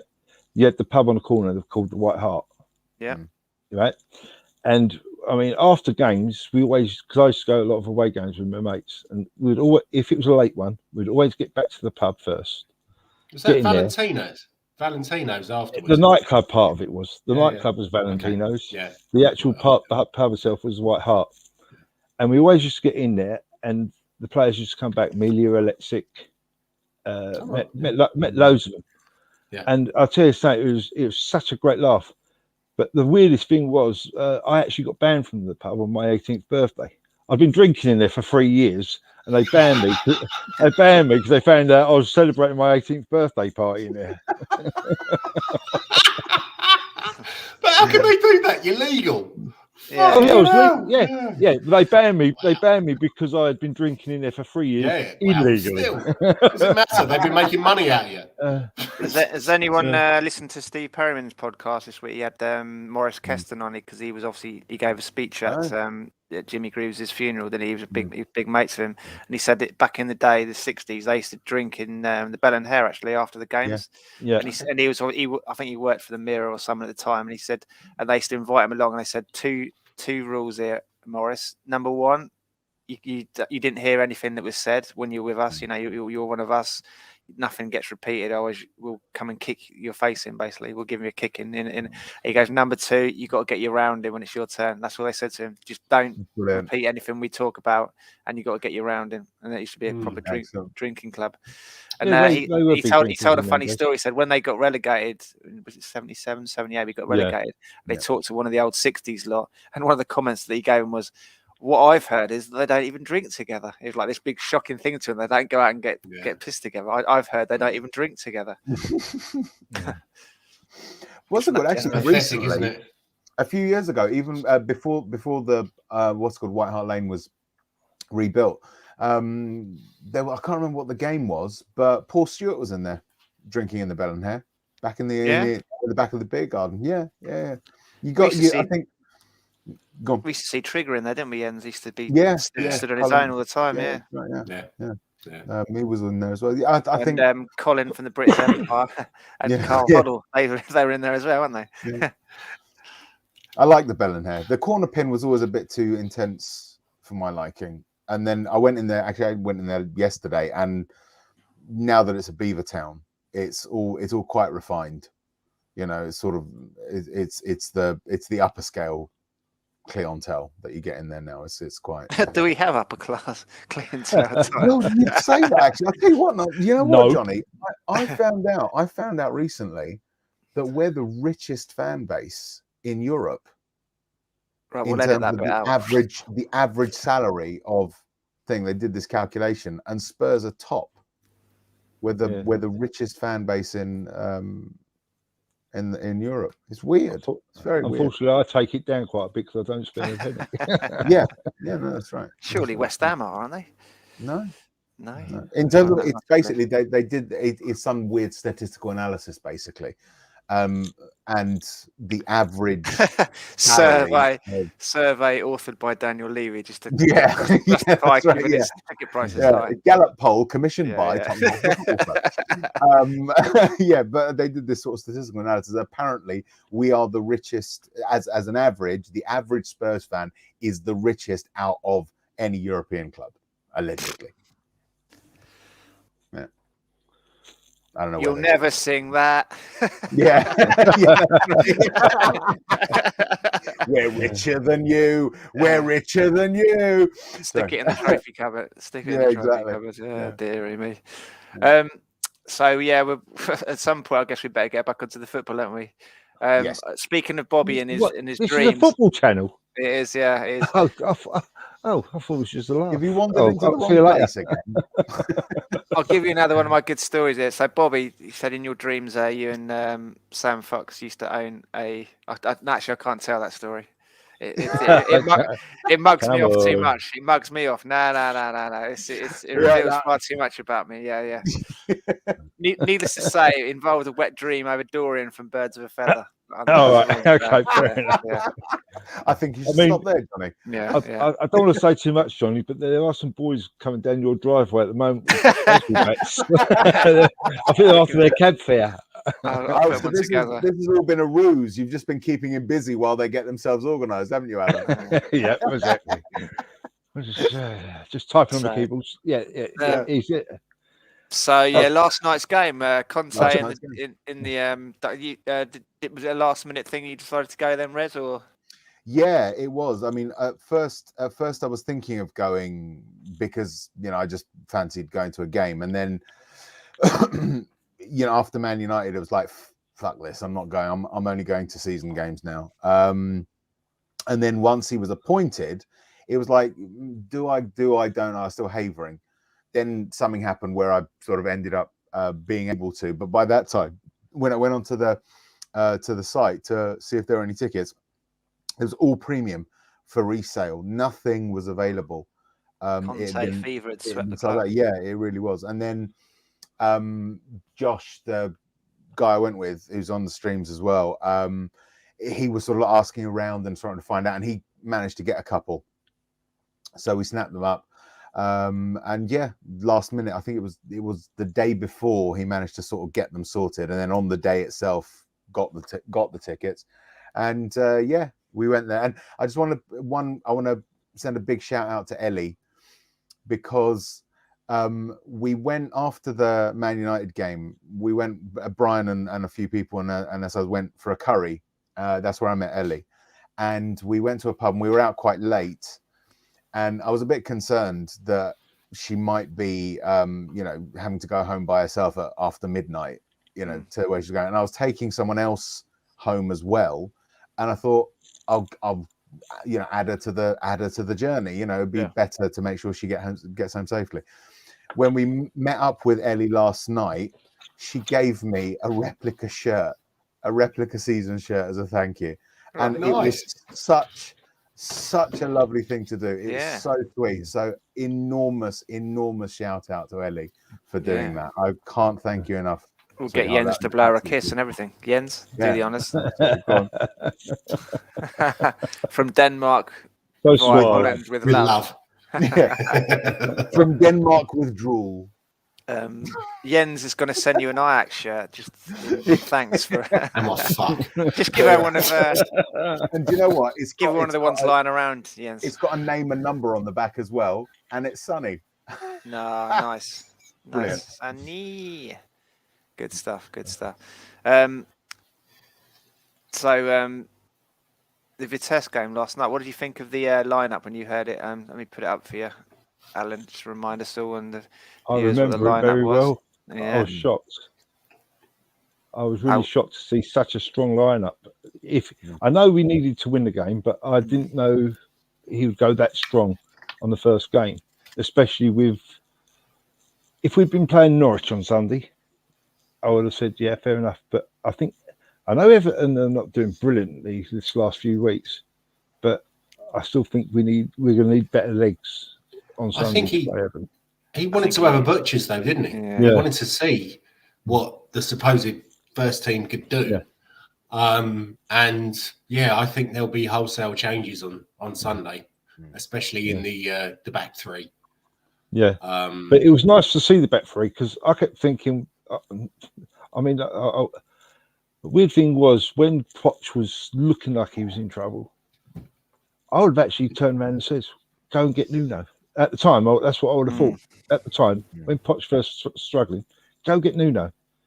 But of course, sort of when he came, it just didn't feel the same. But and he was so reticent to try through at the back, wasn't he, for us as well? Yeah, you would have thought that perhaps Doherty might get a chance as well. Yeah. Now, yeah. But he played his best system he ever had at Wolves was always three at the back. Yeah, it was. And he hardly ever give it. Well, did he? I don't think he tried it once, did he? You get the impression that he was under certain pressures at Tottenham not to play that way, wouldn't you? Like he's got to play 4-3-3, and there was this negative connotation aligned to it, wasn't there? That he can't play the way he did at Wolves. He needs to like step up and play more attacking football at Tottenham. So maybe somewhere along the line he didn't feel he had enough confidence and power within the club to do what he wanted, kind of thing. Which is one of the reasons. He could have played attacking with the back three. I mean, Regulon on one side, Doherty on the other. You would have thought that it's an attacking lineup. It's an attacking line. You've got two strikers, 3 midfielders. Yeah, when was it that Doherty had that shot? That was against Everton, wasn't it? Yeah. When he actually first game of the season, and I actually thought, and then it all kind of shit after that. So it's a system that's generally aligned with counter-attacking football. It doesn't mean that you have to play counter-attacking football with it, but it's more aligned traditionally with it. So that's why it's sort of viewed as defensive, because people think that counter-attacking is automatically defensive. It's not automatically defensive. It does depend on how you play, but because of that association, people will sort of question it. I mean, you look at Conte. He plays it, and he doesn't. It's not possession. He doesn't necessarily go for out and out possession and passes. It's all about stable smash, and he does it a lot. That first 30 minutes last night, if our passing had been better, we would have been about 6-0 up. Yeah. It was our passing was the only thing that let us down. We were crisp, we were faster, but our passing, one final pass was letting us down every time. Yeah. So when we went 3-0 up, it was like, this should be easy. This one, don't worry about this at all. Go and sleep. Tottenham kicks in. I saw more first-time passes. I saw more first-time passes in that first 20 minutes than we'd seen in the whole season. Because every time I've been saying it, trap, look, pass, trap, look, pass. Enough, you know. And it was only the time they tried it on the final pass that sometimes it didn't work. But sometimes it didn't work. But did you hear from your vantage point, Rez? There's a meme doing the rounds today, or a video on Twitter of Conte saying when he was trying to stop him hitting it long, he was saying pass. You know, pass it short. Don't go long. I couldn't see it because he's where I am. It's quite low down, so you can't hear him. You can hear he's a bit too far away. Someone on the other side of the ground, so they could hear him shouting the instructions about playing it short and passing. Well, bear in mind we'd be behind him as well. So if he's shouting forward, carrying back is going to be a bit of a problem. But no, I didn't see it. I mean, what I did see was the steward falling over, chasing the pitch invader. That was hilarious. We obviously didn't see that on the TV footage. I'd also like to hear a little bit about the trouble that happened last night. Yes, Stelpit in our group, he said there was all kicking off in the. Were they fighting the stewards, or were they trying to get the Spurs fans? They were trying to get to the boxes that are above where the away fans sit. Right. So they were basically giving each other leg ups to get up into those boxes where the Spurs fans were. I mean, I think the way that where the away fans are allocated at the moment is not very good. Stand. Yeah, I don't like the fact that they're low down. They should be high up, so they affect their players less. Yeah, but if they're high up, then if you're like West Ham or someone like that, then you'd be pouring piss on people. Yeah, exactly. So that's it's probably the thinking. Yeah. Yeah. But, to be honest, in the Netherlands, I see it almost every week on the television that the football fans they're fucking nutcases. Yeah, they're fighting each other constantly, and it's not like in England where if you get nicked within like a mile and a half of a football ground, you get put down for 7 years. Yeah. Over here, they just they slap you on the wrist and say, "Don't do it again." Don't do it again. You're banned, and they don't even check to see if you're banned when you get in the ground. So it's like England in the 80s. English hooliganism in the 80s was pretty bad. We know this. But big time. What is often sort of glossed over is quite how violent some of the firms in mainland Europe were, especially in Holland, right? Yeah, I think the Germans. yeah. And the Germans, absolutely. They were pretty bad. I mean, again, it wasn't as widespread. It wasn't as, every club in this country had a firm, but it was about having a ruck with another firm. Over there, it was about causing utter mayhem, and it just seems to have not died completely in Holland. Everywhere else seems and to it won't do until they start bringing in until the old bills start arresting people properly. No, I mean there was anti-Semitic chants. Apparently, I heard people saying Sonny, yes, some of the eyes to Sonny. Yeah, they were also giving the old Zeke Hiles as well. But I mean, that was the same when we played Young Boys back in the championship, in the Champions League playoff. They were giving it loads, and I was It was. I mean, I just. You know what? This is the weird thing. This is going to sound a little bit strange. I don't mean it in quite the way that it's going to sound, but when it was everywhere, you can sort of.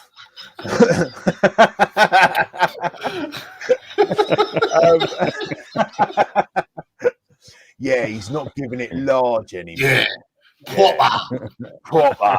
You know what I mean? When it was everywhere, you can think to yourself, all right, I can understand why these people are kicking off, because they're looking for a fight with another firm, right? Now that it's dead, that hooliganism has gone the way of the dinosaurs as it should, what is the point? It hasn't. What do you hope? Well, okay, it hasn't gone completely. I agree. Yeah. But what is the point of trying to start a fight in a place where it's CCTV, stewards, police? Who are you serving? You're not serving your club. You're not serving yourself. You're not serving the opposition fans. Who are you doing it for? Are you that thick? I almost ran into it walking back. We went to the Billy Nick, which was closed, and I can understand why, because that's where the Vitesse fans were. On the way back, some Vitesse fan basically says, "We deserve the point, yes?" And it's like, why are you saying that to me? You lost. Go home. There is no point in doing this. You're not serving anyone's interests. I told him to find you. Okay, right. Yeah, well, all right. I told you, if you want to get my attention, carnation in the lapel. What's the matter with you? Did you not see that video against was it Bayern Munich a couple of seasons ago? Yeah.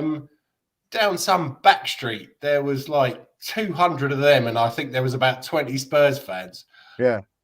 And there was one bloke who was on crutches, a Spurs fan, and he was whacking anything that fucking moved. It was hilarious.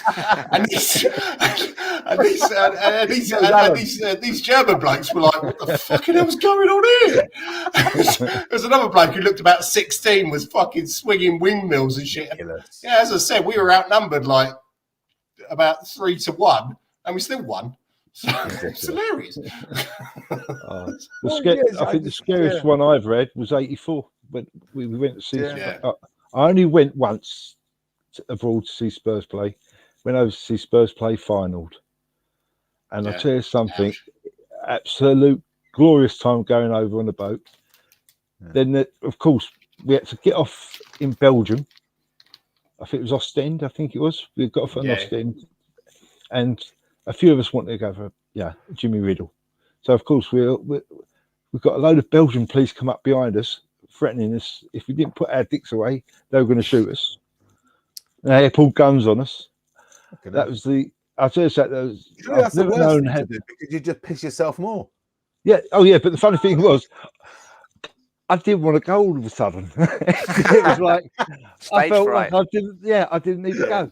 So anyway, we get to the Rotterdam Stadium, and we gets out, and there's 3 coaches of us, and we was all buzzing. We'd all been on the piss, really enjoying ourselves.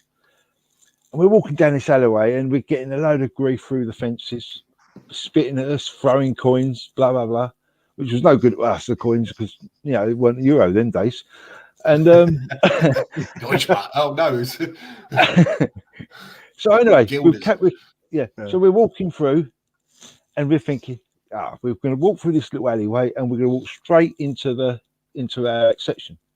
Nah. So there's like 3 coaches, we're all clothed up, spursed up, and everything else. I'm only sort of about second row in, and there's like just thousands of final sports. All you could see was red, white, and black, and it was like, oh shit, I think I need a piss again. And and we thought we just were waiting for it. We was just waiting to be attacked. Anyway, funny enough, we got up to our gate, no trouble at all. I think one bloke stood on my foot accidentally. Lying bastard.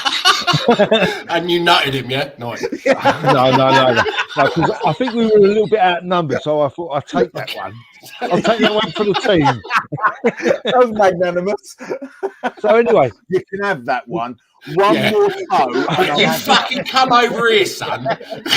So anyway, we get to the gate, and as we're going in, there's this like blonde policewoman, and I mean, she was gorgeous, absolutely gorgeous.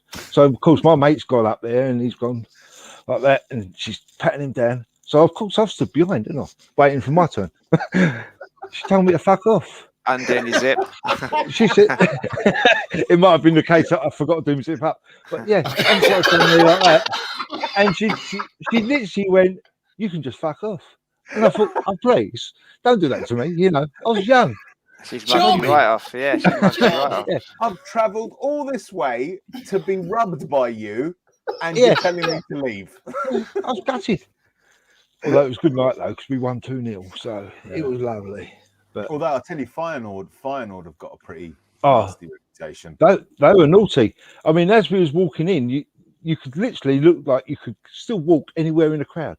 It weren't no fences and all. Oh, of course, yeah. And on the home leg, apparently a Spurs fan he might have actually been in the Bell and Air. A Spurs fan had been stabbed by an umbrella. Jesus. I think Kev mentioned that. He got stabbed by. No, they.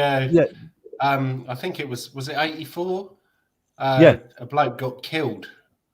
Shot because pub landlord. Someone hadn't paid their bar tab, and they thought it was this guy, and they killed him. But there was also a stabbing. Someone had been stabbed with an umbrella. So of course we're walking in, and you look at, and they got little bars here and there underneath, and there's about a bloke of 3 blokes, and they're all standing and they're all scraping their umbrellas. I'm thinking, oh great, this is going to be fun. I'll tell you something, I've never been so scared in my life. No, really. I was 20 years old, and I felt like a 4-year-old. I just wanted to run. Yeah. But that was chaos. That chaos that night, absolute chaos. We had our coach bricked on the way out and everything. It was. That happened at Burnley the other day as well in the cup. Yeah. There were three coaches bricked apparently. Yeah, well, I was told that they were bad up there. I mean, I had a season. I only had a season ticket because, and typical. My luck was I lost my job in '84. I had a bit of an accident the night of the Bayern Munich game at home when we beat them 2-0 to get to the semi-finals. And of course, my mate went, "Do you want to come for a beer?" I went, "No, I'm broke." He said, "Yeah, come on, we'll treat you to a couple of beers." But it'd been snowing. Anyway, so I went and had a couple of beers. Gets home, and I don't know if you remember the old trains that used to open the door and used to stand on a little ledge, and as it slowed down enough, he jumped off. Yeah. Well, I used to be a little bit more mobile, and of course, so I've opened the door and I've gone getting ready to sort of like when it slowed down to jump, I fell. As the train's still going, I fell. I hit the platform. The train dragged me back, and I had my head wedged between the like the little step. Wedged between that and the platform. I then fell onto the rail, and I swear, because honest like truth, I see them wheels coming, and I actually, how I got my body out of the wall, I don't know how I got my body out of the way. And I tell you something, and when I got downstairs and the ambulance driver turned up, he went, "Oh, got no body parts." Yeah, they're just all attached, mate. Sorry.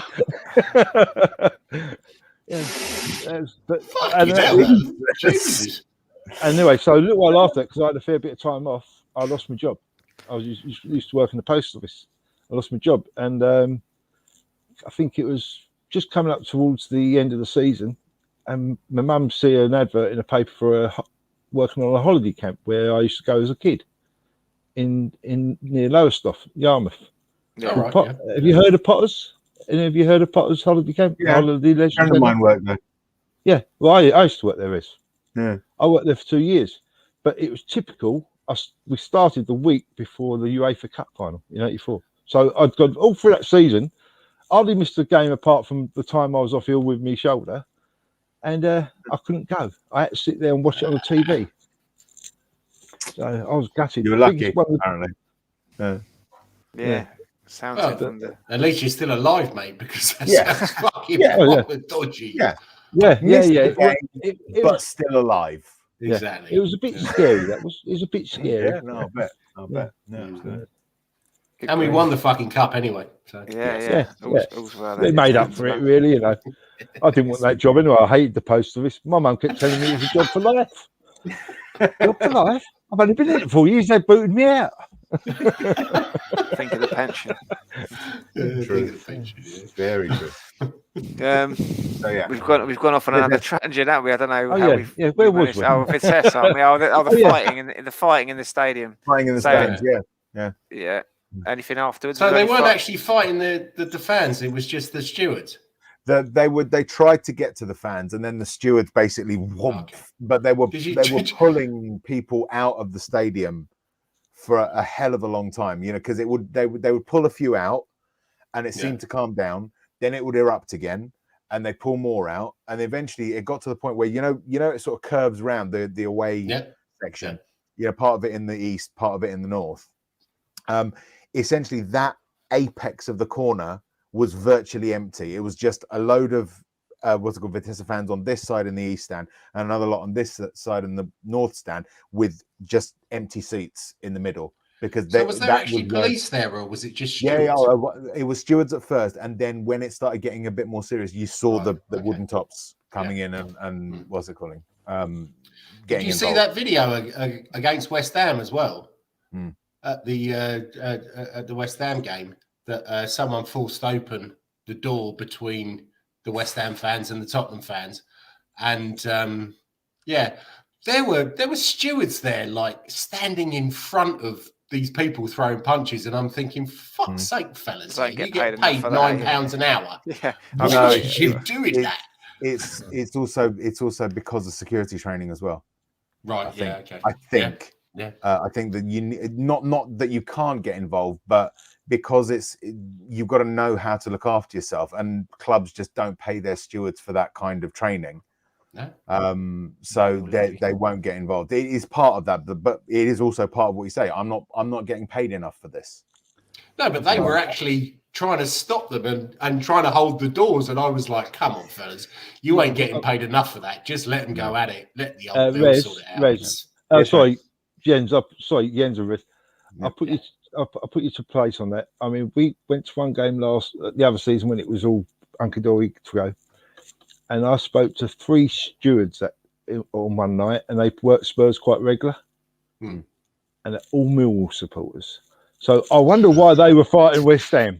Around the Tottenham fans are steaming in as well. Yeah, nice. Yeah, good. Well, see, Millwall is West Ham's rival, not Spurs. They're exactly too big for their boots. You know, I'm sorry, West Ham, we're a cut above you.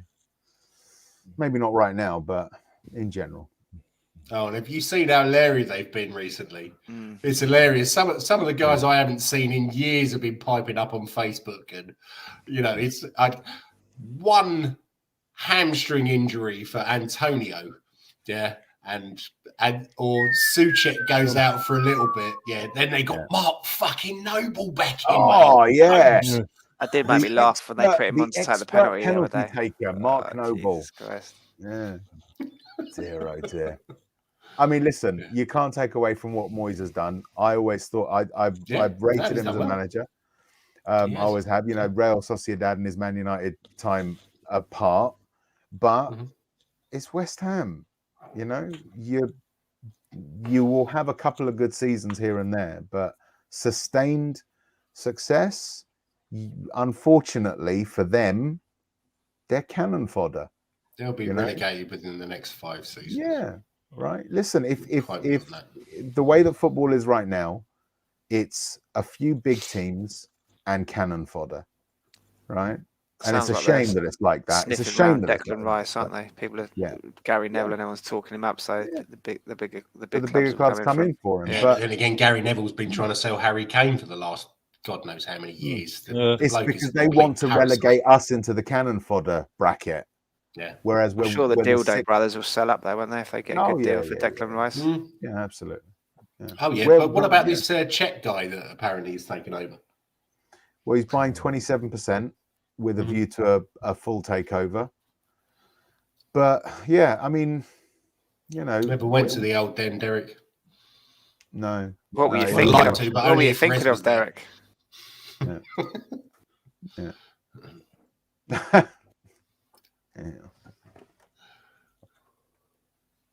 That's the full thing there. Westeros. Yeah. I've got a feeling that Rez is from Dawn. I'm from what? I'm from Dawn. Dawn. Well, because you like killing people. Or from the Iron Isle. Yeah. Yes, from the Iron Isles. Yes, that's right. I like fish and killing people. Yeah. Don't mention fish. Harry's been going about his fish, fish all night in the old comments, hasn't he? It was just I mean, fish are. I mean, West Ham, they you can have the best will in the world and hope that they do well, or you could be like us and view them for what they are, whatever.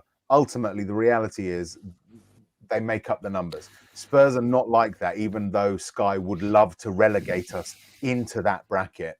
We're the 6th most successful club this country's ever seen. We've won virtually everything. I think the only thing we haven't won of note is the European Cup / Champions League. It's the only thing we haven't won. So it's it's not the same thing. West Ham have got one FA Cup, is it? They haven't won anything for 4 trophies. 4 trophies in their history. 4 trophies, yeah. 4 trophies, yeah. But they're proper massive, proper. Yeah, proper, yeah. But the ice cream firm. Bang on it. I mean, ultimately, you've got to. There are closer teams to West Ham that should be their rivals. I think it really was a case of we don't like Tottenham because they're the closest big club to us. Because it's who else is there in London? It was the hooligans as well. It was the hooligans as well. Yeah. Yeah, that goes. A lot of it goes back to the 80s. I mean, the fighting between them two: Spurs, Arsenal, West Ham. There was a guy selling a book actually on the high road when I was walking up to meet Rez the other day. Is it Nutter Naylor? He was a book or something. He must have been one of the old hooligans. It was an autobiography of a Nutter Naylor or something. Yeah. That might have been about Terry Naylor. I was going to say that's Terry Naylor, isn't it? That's Terry Naylor. Yeah. It was his nickname, Nutter Naylor. Yeah, his nickname was Nutter Naylor. Yeah, he's got an autobiography out there. Yeah. I thought he was a member of a firm, but no, there was plenty of firms back then. I mean, you used to go to away games and sort of you'd look in the distance, and all of a sudden you see a pint glass go up in the air, and then you just knew it was going to kick off. Yeah, it was the minute you see a pint glass go flying. Oh yeah. It's the signal because no one knows who threw it, and it causes damage. So it's like, was that you? Fucking you. Yeah. It used to go off every time. Speaking of things going off, these days it's only a half pint glass because these fuckers can't drink it. and a glass with a little thing in the bottom. It's got a little, exactly. Yeah. It's a plastic glass with. Okay, we won't go. I won't go off anymore. I promise. I'll try. Yeah. Speaking of things going off, it's that time of the week for Rez's rant. Are you ready, Rez, for you to bring up your topic this week? What for me? Oh, Lord. You ready? I don't think there's anything I can rant about. What do you make of the continued criticism of Tottenham Supporters Trust? I think it's ridiculous. I think it's absolutely ridiculous, right? Before you start, Rez, can someone give me a little bit of context here because I haven't heard anything about this. No, man. It's been ongoing for a while. It's nothing specifically it's nothing new. Okay. Recently. Right. It's just the continued thing. Ultimately, look, I think a lot of people have got a number of very, very specific misconceptions. First of all, they think that the Tottenham Hotspur Supporters Trust is formally attached to the club, and so that makes them Levy's mouthpiece, right? That's not the case. First and foremost, they're an independent organization that set themselves up. They're not supporters groups which are now officially sanctioned by the club. It's not like, the Mumbai supporters group. This is the Tottenham Hotspur Supporters Trust. They're separate from those organizations. The other thing is that they are not the savior of Tottenham Hotspur.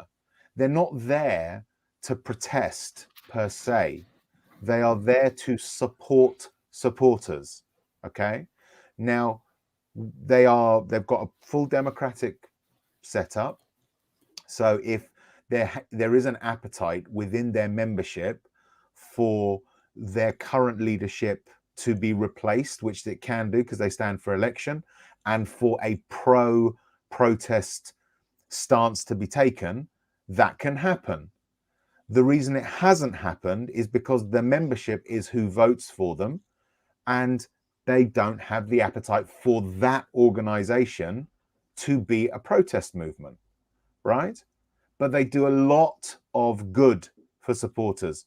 They have helped supporters who have lost memberships and tickets and stuff like that, or access to the stadium, to regain that by challenging the club's decision making.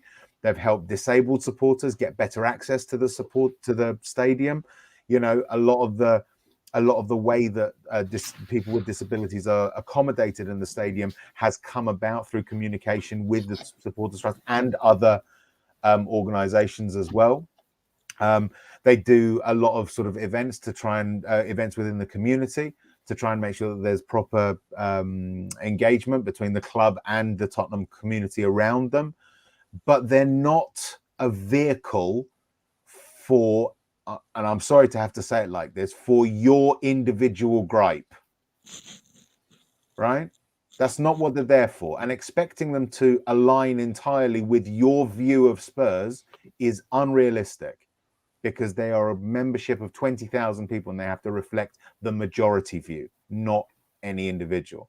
So I actually do get very annoyed with people expecting things from them or criticizing them without having actually looked into how they were set up and what their structure is. Ultimately they are an ally for every Spurs fan, or a potential ally to every Spurs fan, and we should treat them as such and not criticize them for the things they don't do well. I think there are issues with communication that they could improve. I think that they could use more channels to get the messages of what they do out, but those are logistical issues that can be fixed. They're not inherent problems with the organization's raison d'etre, if you like. So that's my view of the Supporters Trust. Thought I'd give you the floor to put some points across, Rez. That's the main issue of the topic this week. Appreciate it. Nicely said. Thank you. So that moves us on nicely to the big Jens Dean Richards quiz. Now Jens, after Rez has been praising him on every channel this week and calling people to come and take him on, admitted to us earlier he's done no research for the quiz this week. He kept disappearing a few times there, so maybe he's gone to print off some information on Dean Richards. I wish. Stu, move a little bit to the right with the whiteboard, yeah? Do you want to keep score, Johnny? Yeah, if you could keep score. Are you putting your lucky bucket hat on, or your lucky jacket? Is the lucky jacket in the... What the hell's that? Beanbag. When you got a bad back, you put it in the oven. It looks like a pile cushion. It's too clean to be a pile cushion. There's pure white there. Is the lucky hat It not, might be not, a not new being pile used? cushion, Johnny. You don't know. No, the lucky hat's not. Is this got deliberate? into- Because you know you haven't done any research. You're thinking you can blame the hat. Nah, come on. That doesn't do shit, man. Are you ready? Are you centered? Are you ready to control your emotions and your thoughts? Are you ready? I'm ready not for quite this? centered. I'm a little bit to the right, but If shift over a bit. if Jens gets it wrong, Alan, I'll pass it over to you. All right? But I only know two things about Dean Richards. well, don't say them now because they might come up.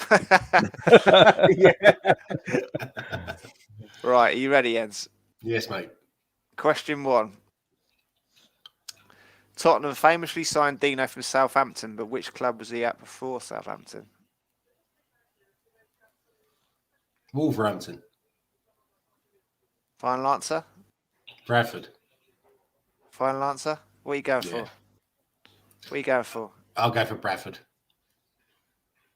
Wolves. Oh, dear, oh dear. I know he started at Bradford.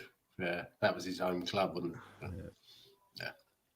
Hello, Mr. K. I wonder if you're on your Mr. travels K, tonight. nice to see you back, wandering mate. around.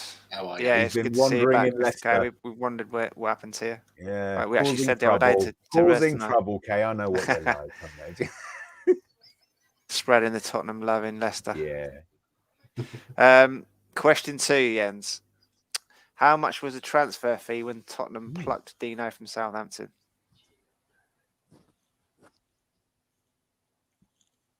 Got it in my mind that it was 8 million. Incorrect. Alan? Ooh. Any guess? I thought it'd have been about 2.5 at the time. 2.5 mil. I can't remember. It's a long time ago. 20 years. 8.1. And a lot of the reason for that is because Daniel Levy, Southampton were pissed off at Levy for nicking Glenn Hoddle for him, and they thought they should have got more compensation. Right. So I think the Dean Richards transfer fee was kind of a bit of a sweetener to make him go away and stop complaining to the FA about them stealing Glenn Hoddle. So that I think that entailed the Glenn Hoddle compensation payment as well. So nice. And I've just dropped a massive bollock here. I pretend I didn't say that. Right, you ready for question 3? Who was the Spurs manager that persuaded Levy to part with those sums for Dino? I can't remember that one. I wonder if it might have been him. Yes. It's not Glenn Hoddle. Do you want me to say the correct answer, or should I say Billy Buckle or whatever his name was? It's Dobbs. Jens. Glenn Hoddle. What's your final answer? Glenn Hoddle. Glenn Hoddle, yeah. Have I given away the next answer as well? I think I might have done. Right, question 4. What was unique about the fee paid for Dino at the time? Yeah, you gave it away before. You didn't need to do anything. I haven't. Yeah, I wasn't actually listening because I very rarely listen to what John says. So, something to do with compensation. I haven't got a clue. Sorry. Every day is a school day. It was the highest transfer fee paid for a non-international player, Dino having not made an international appearance. Interesting. Yeah. And did he ever make an international appearance? He made four under 21 appearances, but no full. That's a shame. I think he was, until he came to us, he was absolutely brilliant. Yeah. Standard. Dr. Tottenham sorted him out. Yeah. How many Premier League appearances did Dino make in his 4 years at the club? 50. Wow. Bloody hell. Okay. Here's a good one for you then, Jens. Question 6. Dino famously headed us into the lead in the 3-5 game against Man United. However, who scored our other 2 goals to put us 3-0 up at half time? Painful. Oh, blimey. Sheringham and Ziga.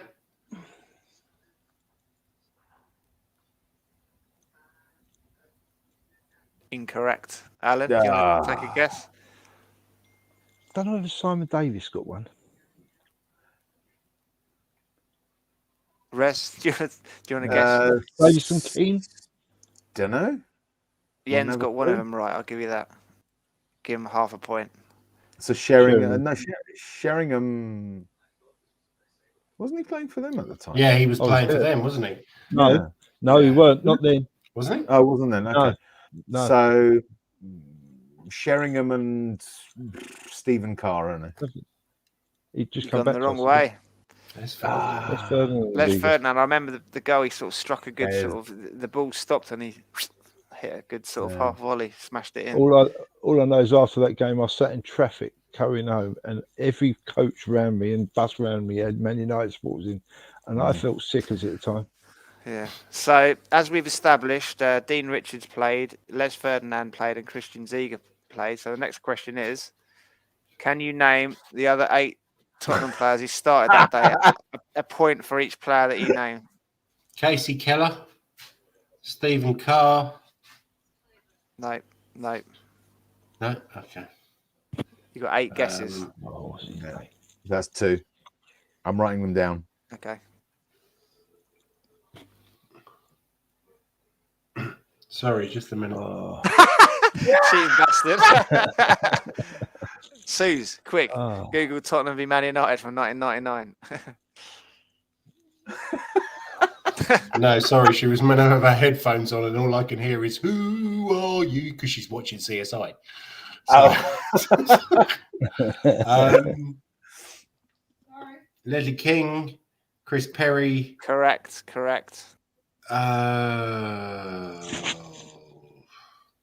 Who's on the left? Who'd be on the left? Leonardson.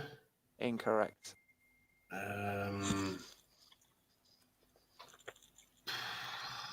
Ryan Ricketts. Incorrect. Okay, I'll give up on the rest. 2 left. Alan, No, you got 2 more guesses. Alan, anyone else want to chime in? I'm sure we signed Simon Davis then. Simon Davis. He didn't play that day. Etherington. No. You mentioned I'm one trying of to them. think who would be up front. You mentioned one we of know them. Les. There'll be one other up front. Chris Armstrong. Yep. Come on, boys, you're going to kick yourselves. Chris Armstrong. No. Sheringham. Sheringham. Yeah. Sheringham. There's one. I thought he was on the other team. No, it wasn't. He came back to us. He came back to us the year before. Yeah. Do you want me to give you a clue for the others? So, a left back, a complete nutter. Thatcher. Ben Thatcher. No, another nutter. A South American nutter. Tarico. Oh, Tarico. Correct. Tarico. In midfield, Arbeit. Stefan Freund. Arbeit. Stefan Freund. Stefan Freund. Stefan Freund, yeah. On the right-hand side of midfield, we've mentioned him many a time on the podcast. Gazza bumped into him in a nightclub in Watford once and said he was a complete tosser. Anderson. Yep, Darren Anderson, Oh. yeah. You mentioned him last week, boys, as one of your favourite players, former Chelsea player. Poyet. Jason Cundy. Poyet, yeah. Poyet. And Teddy Sheringham. And the keeper, we mentioned him last week as well. Said what a good goal he was, and he never, Sullivan never gets much of a mention in the. Yeah. Ledley, Chris Perry, you got Tarico, Freund, Anderson, Poyet, Sheringham, Les Ferdinand, Christian Ziege, and of course Dean Richards. So now can I ask that everyone stops saying I'm fucking brilliant at quizzes? Because you had one bad result. it's like Jen. It's like Jens. I'll make sure I put it on Twitter that you're very good at them. Mr. K says that Russian bloke. Yeah. Luca got Ziege and Poyet. Not Poyet. It was Poyet. Ziege and Anderson. Yeah, Anderson. Mr. K got Anderson as well. Yeah. Sick note. Aaron got Tarico. Yeah. And Luca. That's funny though. They called him sick note, but he played one of the record of Premiership games. Premiership for us. games. But you'd have most had another 200 added on to that if he hadn't been so fit. And he was always fit when England were playing in the major championship. Oh yeah, every year, every time. Or he had injections to get him through it. Yeah. Right, this one's very specific to you then, Jens. Question 8. It's a bit random. Dino shares his middle name with which infamous Viking leader?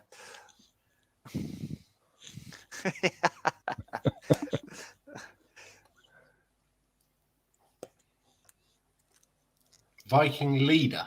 Yeah. Or Viking god. Viking leader. I don't think he's a god. He's a leader. He was part of the mythology, but he was a human, not a god. Okay. Thor. No. He's not a god. Not a god. Not a god. Oh, okay. Sorry. Harold No clue. Hardrada? Dave. Ivor. No, he was a fucking engine. What are you talking about? Have you never heard of Ivor the Boneless in Scandinavian God, folklore? I have, mate. No. Have you never watched Vikings, Ivor? No. Ivor is Ragnar's nutter son. Why would I? I've lived it. True. Yeah. Drinking blood from the skulls of your enemies. Yeah. Only on Wednesdays. Of course. Luke When you're went wearing for high Odin. heels. I guess you were right in a way then, Aaron. That dude from Yeah. the TV show. Ivor was in the TV show. Odin. Yeah, he was in Ivor the Engine. Ragnar. Henry the Conqueror. Derek went for Ragnar as well. Wasn't he Welsh? Luke went for Kirk Douglas, that famous Scandinavian Yes. leader, Kirk Rapist. Douglas. Question 9. Which manager with links to our local football team took Dino to Wolves? This is one for Steve. He'd be proud. There's a clue for you, Jens. Both his clubs coming together. Oh, how? What? How? What's his name? The bloke who's just going to Newcastle.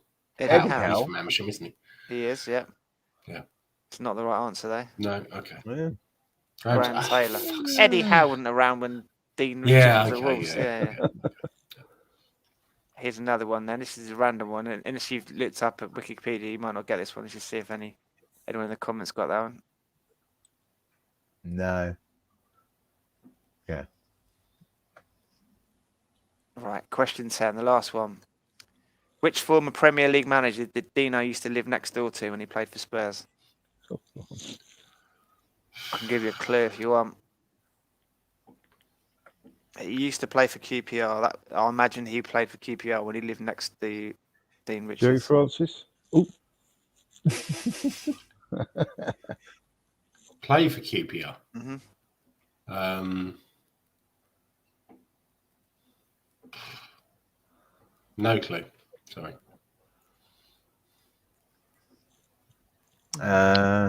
Ian Holloway. They used to live in St Albans. Apparently, they used to live next door to him. I don't know. It's a bit of a trek from St Albans to Tottenham, innit? But Yeah. I found on a tribute to him when Dino passed away, and Ian Holloway saying he used to live next door to him in St Albans. So Yeah, nice. yeah, there you go. A bit of trivia for you. That's what these quizzes are about, to educate the viewers and Jens about the subject person. So It's usually the other way around. by next week I would have forgotten all of it anyway. yeah, exactly. Luca and Mr. K both went for Wenger, but no, he didn't. He's never next door to him. Pat the Rat used to live. Or if he did live next door to Dean Richards, he never saw him. Sorry. We used to get a lift, and we had to pick up a lady, Karen, I think her name was, in Enfield, and she used to show us where Pat Rice used to live. We used to flick him the fingers every time we went past his. Me and my brother Dave and Munton were walking down in Little Chalfont one day, and there was what's his name, David Platt, when he was playing for Arsenal. Good Lord, did we give him some shit? Apart from Munton, who was a gooner, but that was fucking hilarious. And he was like, "All right, lads." I saw David Seaman used to live in Little Chalfont as well, didn't he? I saw him a few times. Yeah. I saw him in Threshers or whatever the wine. Yeah. Wine agent. That reminds me of a video I saw of this. I don't know what the guy was. He was in his van. He did a video of himself driving past the Arsenal stadium, and he had his windows open. He cranked his stereo up full and was playing the Champions League theme as he went past the stadium. God, tempting fate, wasn't he? Brilliant shithousery. Yeah. John says, Mr. K, when you're starting up your own channel, he does his own show, John, on he's on Will Stewart's channel, isn't it? What do you call? What's the show called, Mr. K? Talk to K. Talk to K with Mr. K and Eugene. Yeah, here he goes. Mr. K's giving you the pertinent details there. Look. Yes, indeed. Hi, mate. I'm aiming for next Tuesday night. Talk to K on Will Stewart's channel.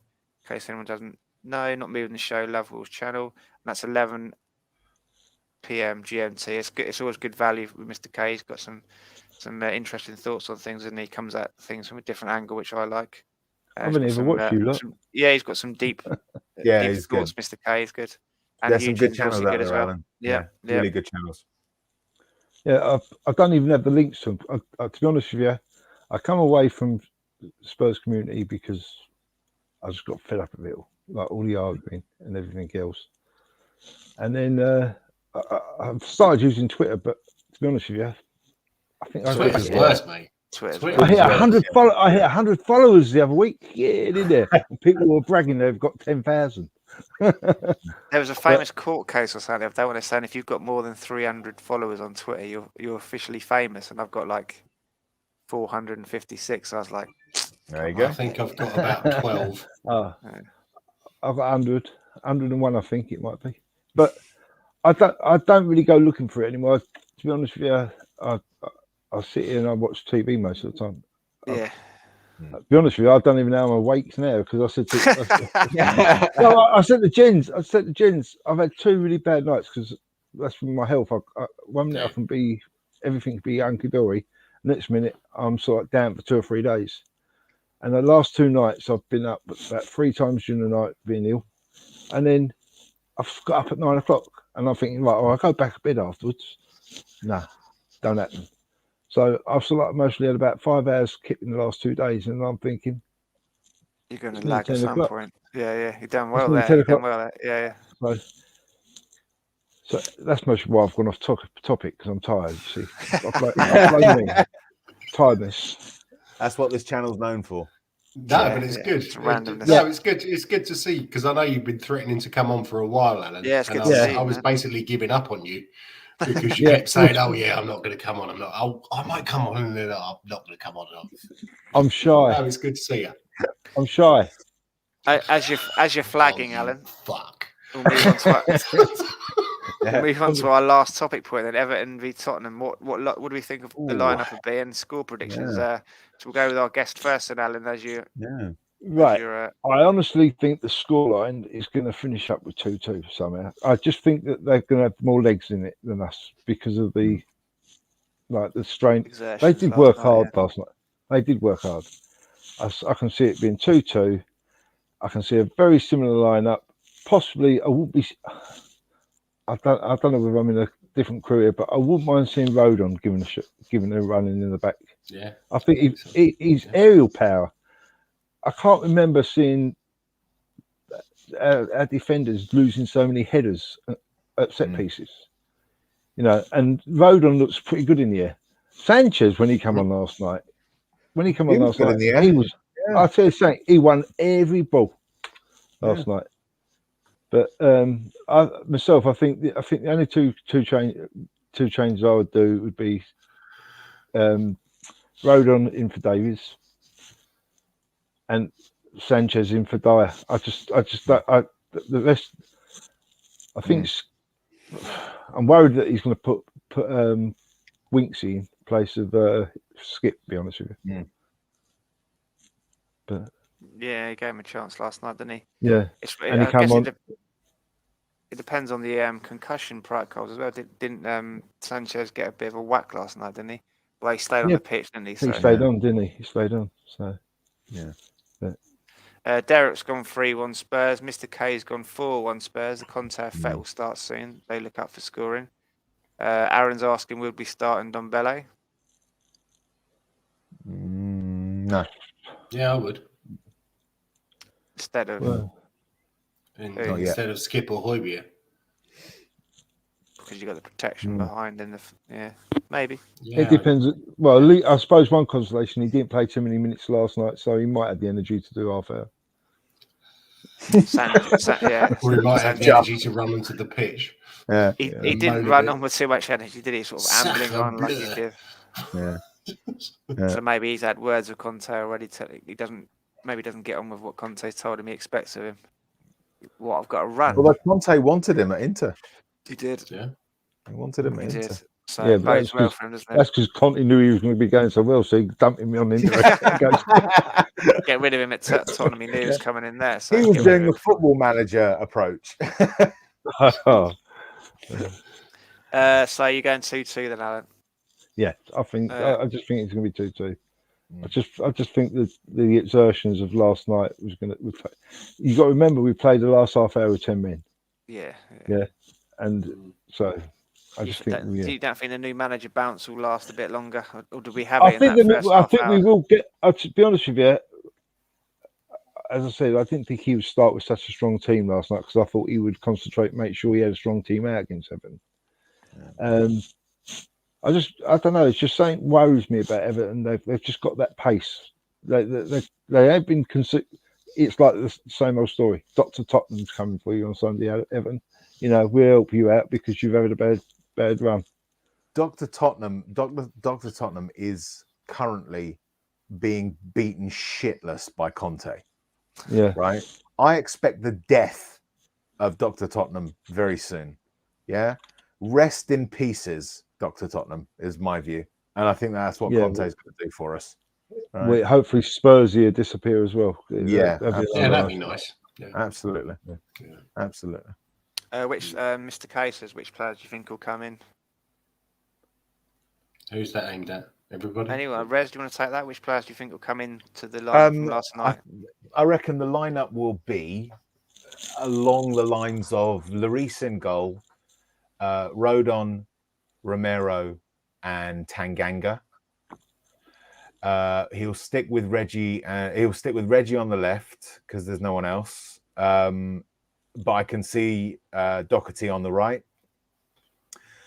In midfield, I reckon it's going to be Winks and Skip. And up front, he will have Kane, Son, and Bergwijn. That's what I reckon. Oh, he gave away the ball, didn't he, for the goal? He's still testing. He's still testing. He's still checking and seeing. And I think he won't change it hugely, but he'll change enough to see some other players, see how they do. And I reckon it will be a narrow loss by the odd goal for us, I think. Well, we'll lose, you think? Yeah, I think so. Because of last night. 2-1? Not just because of last night. It's a work in progress. I mean, let me put it this way. If Nuno was in charge, would you expect us to win at Everton? No. And I don't think, because, he will have a positive effect just from now. The problem is there's so far to go to get them working with each other, and he's not got a huge amount of time on the training pitch with them. So getting his ideas in is going to take longer than if he had a preseason. So because of that, it'll take time, but it's good. I mean, listen, of course it'll be painful, but you know what? One thing I'll say to you is this: every loss, every bad performance will be more information for him to get it right. Yeah. Right. So there will be positives, even if we lose. So I think it'll be a narrow loss. Dr. Tottenham might be hopefully on life support soon, but he's still alive. So, he can still have an effect. He's not dead yet. I like the look of us first half last night. I think we might. Absolutely. Yeah. I think we might come out like that again. Yeah, small steps it'll take, but we will get there. But we're going to have to go through a bit of pain at first, and some inconsistent results and bits of bad things that are happening until he can get his message drilled in and get them understanding what he wants from them, and also get them understanding how they interact with each other in this new system as well. All of that takes time. So strap in, guys. It's not going to be easy. Apparently he was late for the press conference today, wasn't he? Yeah, he said he was still out working on the training pitch with him. Yeah, absolutely. I would say to every Spurs fan, strap in, have patience, stay excited, get behind the team, and we will get there. But it's going to take a bit of time. You just really need some patience. Yeah, it's another rebuild. Yeah, we've been used to that. A proper rebuild this time. Yeah, what Kay's saying just now. Yeah, small steps, and remember, Conte is not afraid. Absolutely. Yeah. Jens, your prediction for the game and the score? I think I'm going to go with Rez. I think we're going to lose 2-1, and I think it will be Bardson in goal. Nethercott, Guy Butters, centre back. No, sorry. I think it'll be Lloris, I think he might drop Dyer, put Tanganga in, Davis, Romero, Emerson, and Reguilon. I think it will be Højbjerg, Ndombele, Mora, second midfielder, and Kaneson up top. Yeah, I think he might go unchanged from last night.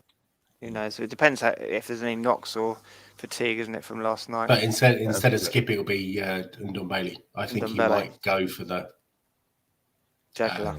Go for the juggler. It'll be interesting. Whatever else happens. Yeah. It'll be a more interesting watch. Yeah, absolutely, definitely. Yeah. The football was much better last night, wasn't it? The attitude was much better. Mr. K says, does Conte really rotate his defenders? No, but he's got to find out. No, but he needs to have a look. He's got to find his he needs to have a look at his new team. So because he hasn't had a pre-season, so he's got to do it on the pitch. Will he take it out against? But I think he might be on the phone to you tomorrow, Mr. K. See if you can play centre back. You're big enough. Yeah. Well, Mr. K's magnificent beard would just stiffen any defense. So it's a good. That sounds a bit saucy, there is.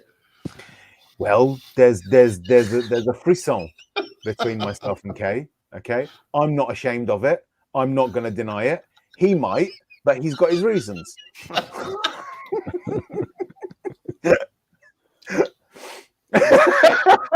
Mr. K says it's all love. It's all love.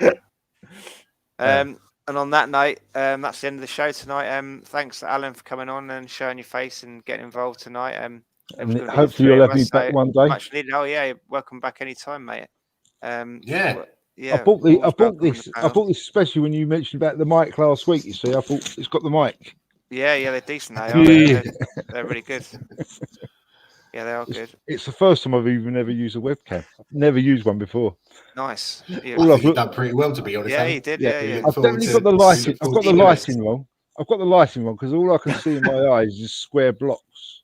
Oh right. That's just my forehead. Don't worry. I wondered what was reflecting on the glasses. Yeah, absolutely. Yeah. Good idea. I will try and come back another time. Cody's beard. Cody's gone just proper beard. He's trying to get rid of it. He keeps making silly bets with people to try and shave it off, doesn't he? But Tottenham keep letting him down. I feel sorry for Cody because he goes on Twitter and he everything's negative. And then also this week he's been quite positive. I think I've put so many likes on these posts this week. He seems. He's had the Conte effect. Yeah, he's been broken by Nuno, wasn't he? So he's on cloud 9 now. He's a good guy. No, Cody's awesome. He's a great guy, legend, mate. Legend. If he's watching, big regular shout out. Watcher, yeah, he normally watches while he's at work. He's slave to the grind. He's got to work now, unless he's run out of data. How can he work? He's on Twitter every 20 seconds. There's literally maybe he works for Twitter. He's a man, Alan. He can multitask. Come on. No offense, Julie, if you're still watching. So thanks guys for watching in the comments section there. Derek, Aaron, Mr. K, Luca. Let's have a look through there. Agent Provocateur. Yeah. Where do I see the comments? Aaron. I don't know if you can see it on your screen. I've got like John Fitzpatrick screen. Yeah, John Fitzpatrick was on there as well. We said about it. Harry Payne. Yep, Harry Payne. Or Asian Provocateur or whatever his name is. Thanks GRL58. Yep. That's Graham, who we met last week, didn't we? The Chris Agambar. And Chris. Yeah, Chris Agambar, yeah. Bobby and Kimbo, yeah. Bobby and Kimbo as well, yeah. John, you going to the Leeds game? We will be there, yeah. Yeah, I'll be there. What level are you? What level are you on that? Because I'm in the south stand, that one. I'm South Row 13. I think it's 257, I believe. We go in the door we go in. I'm in 258. Yeah. But I won't be there. So. No, I was just going to say, I only ever... Apparently, Nico Last is taking my seat for that one, but then again, he said he's taking my seat for the Man United game as well. Barrioke. Yeah. I only have a beer in the ground, that's all. That's the trouble. I only have a beer, but if you want to have a beer in there, we'll meet you near the program wall. That's where we normally go before the game. Program wall there. So Well, you'll see me on my 4 wheels. I've got my scooter. Oh, nice, nice. I just And can't big shout to Nick and Gaz and Yeah, Kev. I was going to say Nick, Barry from EastEnders, Barrioke. He's playing in St Albans tonight, isn't he? Was it tonight or tomorrow night? Barrioke. Yes. Mustang Sally. Oh, we were going to recreate that famous scene, weren't we? You do love me, Janine. You do love me, Janine. You stood on my foot. We'll have to get him to recreate it next week. Absolutely. Thanks, guys, for watching. We'll see you next. Is there a European game next week? No. No, Isn't it break after. International break. Yeah. So Leeds is the last. Everton is the last game before the break, and then I think Leeds is the first game back, and then we've got Rennes. So then we've got Mura at home. At home? No, away. Sorry, we've got Mura away. Then I think it's Leeds, and then Rennes at home. After that, I think. No, we've got Everton. No, Everton. Yeah.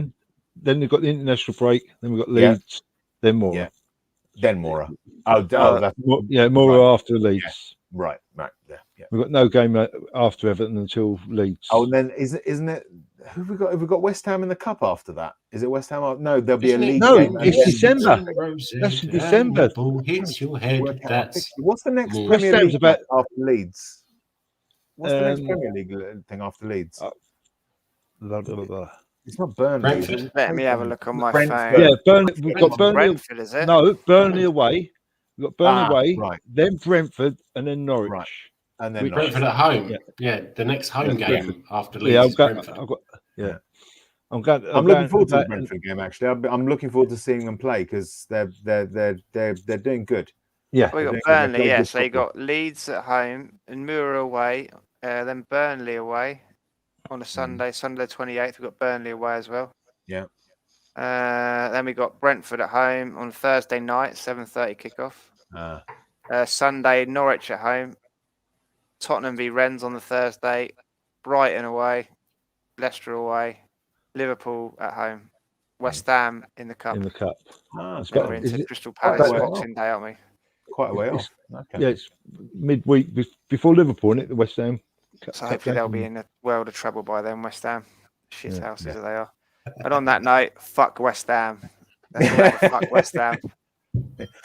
Let's have your finest fuck West Hams before we leave. Yeah, there you go. Yeah. Come on, you Spurs. Oh no, I don't want to do that. Don't want to do that because it's Hammer, isn't it? Yeah, I know. But I'm just giving them the finger while I'm doing their little emblem. Isn't that sweet? Fuck off. Fuck West Ham. You can stick your eye up your eye.